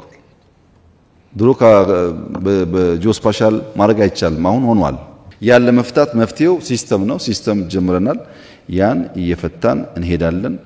ሀብታም ኢንቨስተር በሚመለከት የኢትዮጵያ ቦታ መሸጥ የተባለው የኢትዮጵያ ሕገ መንግስት መሬት መሸጥ መለወጥ አይፈቅድም። ለውጭም ይሁን ለውስጥ አይፈቀድም። ከየት እንደመጣ ሐሳቡ አልገባኝ። እኛ የፈቀድነው በሪል ስቴት በሊዝ ቤት መግዛት እንዲቻል ነው። ይሄ ደግሞ ብዙ ካፒታል ስለሚያመጣ ነው። ጥሩ አየር አለን፣ ጥሩ ሀገር አለን፣ ኑና እኛ ጋር ኢንቨስት አድርጉ መባሉ ብዙ ጉዳት ያለው ነገር አይደለም። ግን ለውጭም ይሁን ለውስጥ ሰው መሬት አይሸጥም፣ አይለወጥም። አሁን ባለው ሕግ አትሊስት ወደፊት አላቅም። ቤት ግዙ ነው ያልነው። ቤት ማለት ጣራና ግድግዳ ግዙ ነው ያልነው። ይሄ መጥፎ ነገር አይመስለኝም እና እንዴት እንዳያችሁት ባላቅም ጠቃሚ ነገር ነው። ንግድ ላይ ኢንቨስትመንት ላይ አፕሮቻችን ግን መርጠን ነው ሄድ ሃንት የምናደርገው። ብቃት ያለው ሀብት ያለው ሰው አምጥተን ነው የምናግዘው። ዝም ብሎ በጅምላ ጅማሮ ጥሩ ነው ብለን ብንወስድ እናንተም በዛ ብታግዙ ጥሩ ነው። ትምህርት በሚመለከት፣ ሴቶች በሚመለከት፣ ስልጠና በሚመለከት ብዙ ስራ የተሰራ ያለው ጊዜ ሲኖራችሁ ራሱ የትምህርት ሚኒስቴር ሊያስረዳችሁ ይችላል። በሪፎርሙ በትምህርት ቤት ግንባታው በተለይ ኤርሊ ቻይልድ ኤጁኬሽን ተብሎ ከ30 ሺህ በላይ መዋዕለ ሕጻናት ተገንብቷል። ሰፊ ስራ ነው የሚሰራው። ግን ይሄ ኢንቨስትመንት ኦቨርናይት ውጤት የሚያመጣ አይደለም። እዛው ላይ ሴቶች ኢምፓወርመንት በሚመለከት እኛ ጋር ብዙ ሞክረናል። እውነት ለመናገር ተቃዋሚ ፓርቲ ላይ ሴቶች ሆነው በአቅም ግንባታ የሚታገዙ ካሉ 100% ዝግጁ ነን። እኛ እዛው ባላችሁበት ስልጠና የውስጥም የውጭም ለማገዝ በጣም ዝግጁ ነን። አካል ጉዳተኛ የተነሳው ጥያቄ ዝም ብዬ በወስደው ወንድሜ ከኋላ ያነሳው ዝም ብዬ በወስደው ብንሰራበት ይሻላል። ላንተ ግን ለመረጃ እንዲሆን ትንሽ ማስተካከያ የሚያስፈልገው እዚህ አስኮ አካባቢ የኢትዮጵያ አካል ድጋፍ ሰርቪስ የሚባል ተቋም ነበር። እግር፣ እጅ እንደዚህ የሚሰራ ታቆ ከሆነ አላቅም እና ራሴ ሄጄ ፋብሪካው በጣም ኋላ ቀር ስለነበረ ሞደርን ፋብሪካ የሰራ ነው። የኢትዮጵያ አካል ድጋፍ አገልግሎት ይባላል። መጎብኘት ይችላል። ያ ለብዙ ሰዎች ለምሳሌ ድሮ የነበረው እግር አይተጣጠፍም፣ ይከብዳል፣ አስቸጋሪ ነው። የነዚህ ግን እንደዛ ፕላስቲክ ነው፣ በጣም ቀላል ነው። እግር የመሰለ ነው። ሲለብሱ ደግሞ አይታወቅም፣ ያራምዳቸዋል። ይሄን ኢትዮጵያ እያመረተች ነው ያለችው። ደግፈን የሰራ ነው። ጎብኝታችሁ ከሆነ አላቅም የብላይንድ ስኩል አዲስ አበባ የሰራ ነው በፈርስት ሌዲ ኦፊስ። ምንም ጥርጥር የለውም አፍሪካ ውስጥ የለም። በጣም ምርጥ ሃይ ስኩል ነው የሰራ ነው ቦርዲንግ። አሁንም 4 ገደማ ከውጭ ደጋፊዎች ጋር እየሞከሩ ነው። አንዱን ሰሜን፣ አንዱን ምስራቅ፣ አንዱን ምዕራብ፣ አንዱን ደቡብ ለመስራት እየተሞከረ ነው ያለውና ሙሉ በሙሉ የተረሳ ጉዳይ አይደለም። ግን አንተ ባልከው ልክ ስላልሆነ እንፈትሻለን። እኛ በስልጣኑም በሌላውም አሉን የተወሰኑ ሰዎች አሉን። በቂ ስላልሆነ እንፈትሻለን። በሴቶች ልክም ባይሆን ማሳተፍ አለብን። ቁጥሩ እንዳልከው ቀላል ስላልሆነ ዲፕሎማሲ በሚመለከትና ቀይ ባህር በሚመለከት የኛ አቋም ለኤርትራም ለጅቡቲም ለሶማሊያም የሚጠቅመው ሰላማዊ ኢትዮጵያ ካለች የለማች ኢትዮጵያ ካለች ነው። የለማች ኢትዮጵያ ከሌለች ያው ችግር መሆኑ አይቀርም። ኢትዮጵያ ትልቅ ሀገር ናት። ትልቅ ፖፑሌሽን ነው። ትልቅ አቅም አለው። ይሄ አቅም ለጥፋትም ለልማትም መዋል ይችላል። ወደ ጥፋት እንዳይሄድ ወደ ልማት እንዲሄድ ወደ ትብብር እንዲሄድ በእኛ ዙሪያ ያሉ ሀገራት የኢትዮጵያ ሰላም ግድ ነው፣ ሰላም ካልሆነች እንጎዳለን ብለው ማሰብ ይኖርባቸዋል። ለዚያ ጥያቄው በህጋዊ መንገድ ተነስቷል። እያየነው ነው፣ እናየዋለን። እና እናንተም እኔም ለሰላም ቅድሚያ እንስጥ። የባህር በር ጉዳይ ፖለቲካ አናርገው። ይሄ አጀንዳ አይደለም፣ የህልውና ጉዳይ ነው። ኤግዚስት ማድረግ አንችልም። እንደ ሰው ማዳበሪያ ሲገባ ነዳጅ እየቆመ ነዳጅ ሲገባ ውሃ እየቆመ የሚባል አይነት አካሄድ ኢኮኖሚ እያደገ ሲሄድ ስለማያዋጣ እነሱ ልክ እንደኛ ማሰብ አለባቸው። እዚህ የኛ ምርጫ ሰላም ነው። በቢዝነስ ህግ ሊፈታ ይችላል እናስባለን። መጨረሻ መቋጫው የኢትዮጵያ ተፎካካሪ ፓርቲዎች ማወቅ ማመን ያለባቸው ነገር የኢትዮጵያ ህልውናና ሶቨርኒቲ ስጋት የሆነበት ዘመን አልፏል። እንኳን የመንደር ጎረምሳ ማንም ኢትዮጵያን በኃይል ማንበርከክ አይችልም። አሁን ስጋት መኖር የለበትም። ኢትዮጵያ አንድ ናት፣ አንድ ሆና ትቀጥላለች። ኢትዮጵያን ለመበተን ኢትዮጵያን ይፈልጉ ነበር ላለፉት 100 ዓመታት። አሁን የሚፈልጉ ሰዎች አሉ። እነሱ ይጠፋሉ፣ ኢትዮጵያ ትቀጥላለች። ምንም ጥርጥር የለውም። ይሄ በዛም ወገን ይሁን በዚህ ወገን ኢትዮጵያን ቀንሳለሁ፣ ቆርሳለሁ፣ አስቆርሳለሁ የሚል ኃይል እሱ እየፈረሰ ይሄዳል እንጂ ኢትዮጵያ ምንም አትሆንም። ምንም ከዛ አልፋለች። አሁን ብልጽግናዋን በሚመለከት ቅድም እንዳነሳሁላችሁ ጅምሮቻችን ተስፋ ሰጪ ናቸው። በከተማም በገጠርም ብዙ ተስፋ ሰጪ ጉዳይ አለ።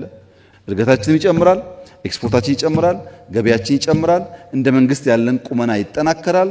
የተሻለ ዴሞክራሲያዊና ኢንክሉሲቭ ከባለፈው ምርጫ የተሻለ ኢንክሉሲቭ ምርጫ ኢትዮጵያ ውስጥ ይካሄዳል። ይሄን የማይፈልጉ ሰዎችስ አሉ፣ ይኖራሉ፣ ይጮሃሉ፣ ይሳደባሉ፣ ጎፈንድሚ ይሰበስባሉ። እኛስ ኮሪደር እናለማለን፣ ስንዴ እናስፋፋለን፣ ህዳሴ እናስመርቃለን፣ ምርጫ እናካሂዳለን። ይቀጥላል ማለት ነው። ኢትዮጵያ ትቀጥላለች።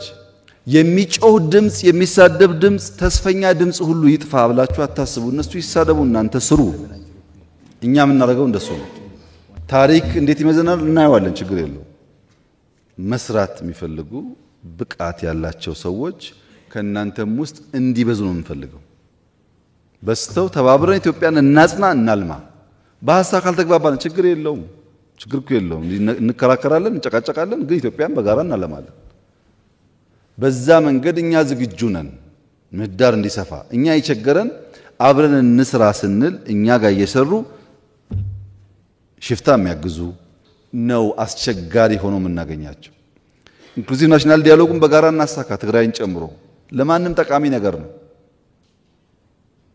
ባይሆንስ መሆኑ እኮ አይቀርም ነገርየው። አንተ ትቀራለህ እንጂ ነገርየው ይሆናል። ከምትቀር ሐሳብህን አስደምጠህ ከምትናገረው 10 2 3 እንኳን ተቀባይነት ካገኘ ድል ነው ማለት ነው። በዚያ መንፈስ ሁሉም ሰው በንግግሩም ይሳተፍ።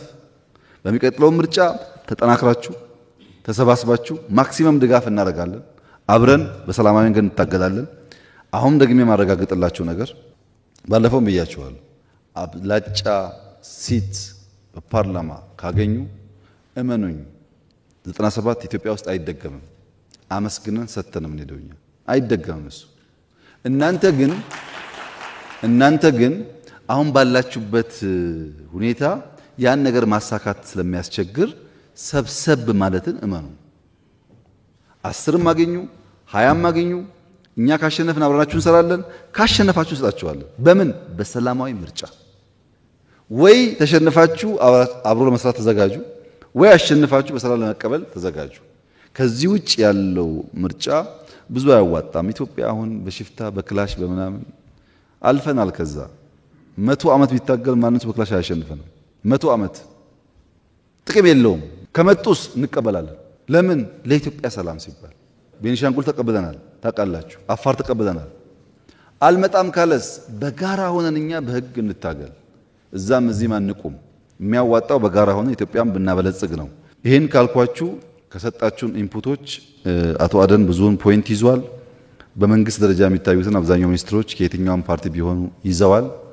በየዞኖቻችሁ ያሉትን ችግሮች ከክልል አመራሮች ጋር እነጋገራለን። ማክሲመም ለመፍታት እንሞክራለን። የጎደለ ደግሞ ካለ በሚቀጥለው ስንገናኝ ተወያይተን እንፈታለን። በዚሁ መንፈስ ቀጣዩ ምርጫም የተሳካ እንዲሆን ኢትዮጵያ ብልጽግና የተሳካ እንዲሆን በጋራ እንድንሰራ አደራላችሁ ፈልጋለሁ። ይቅናችሁ።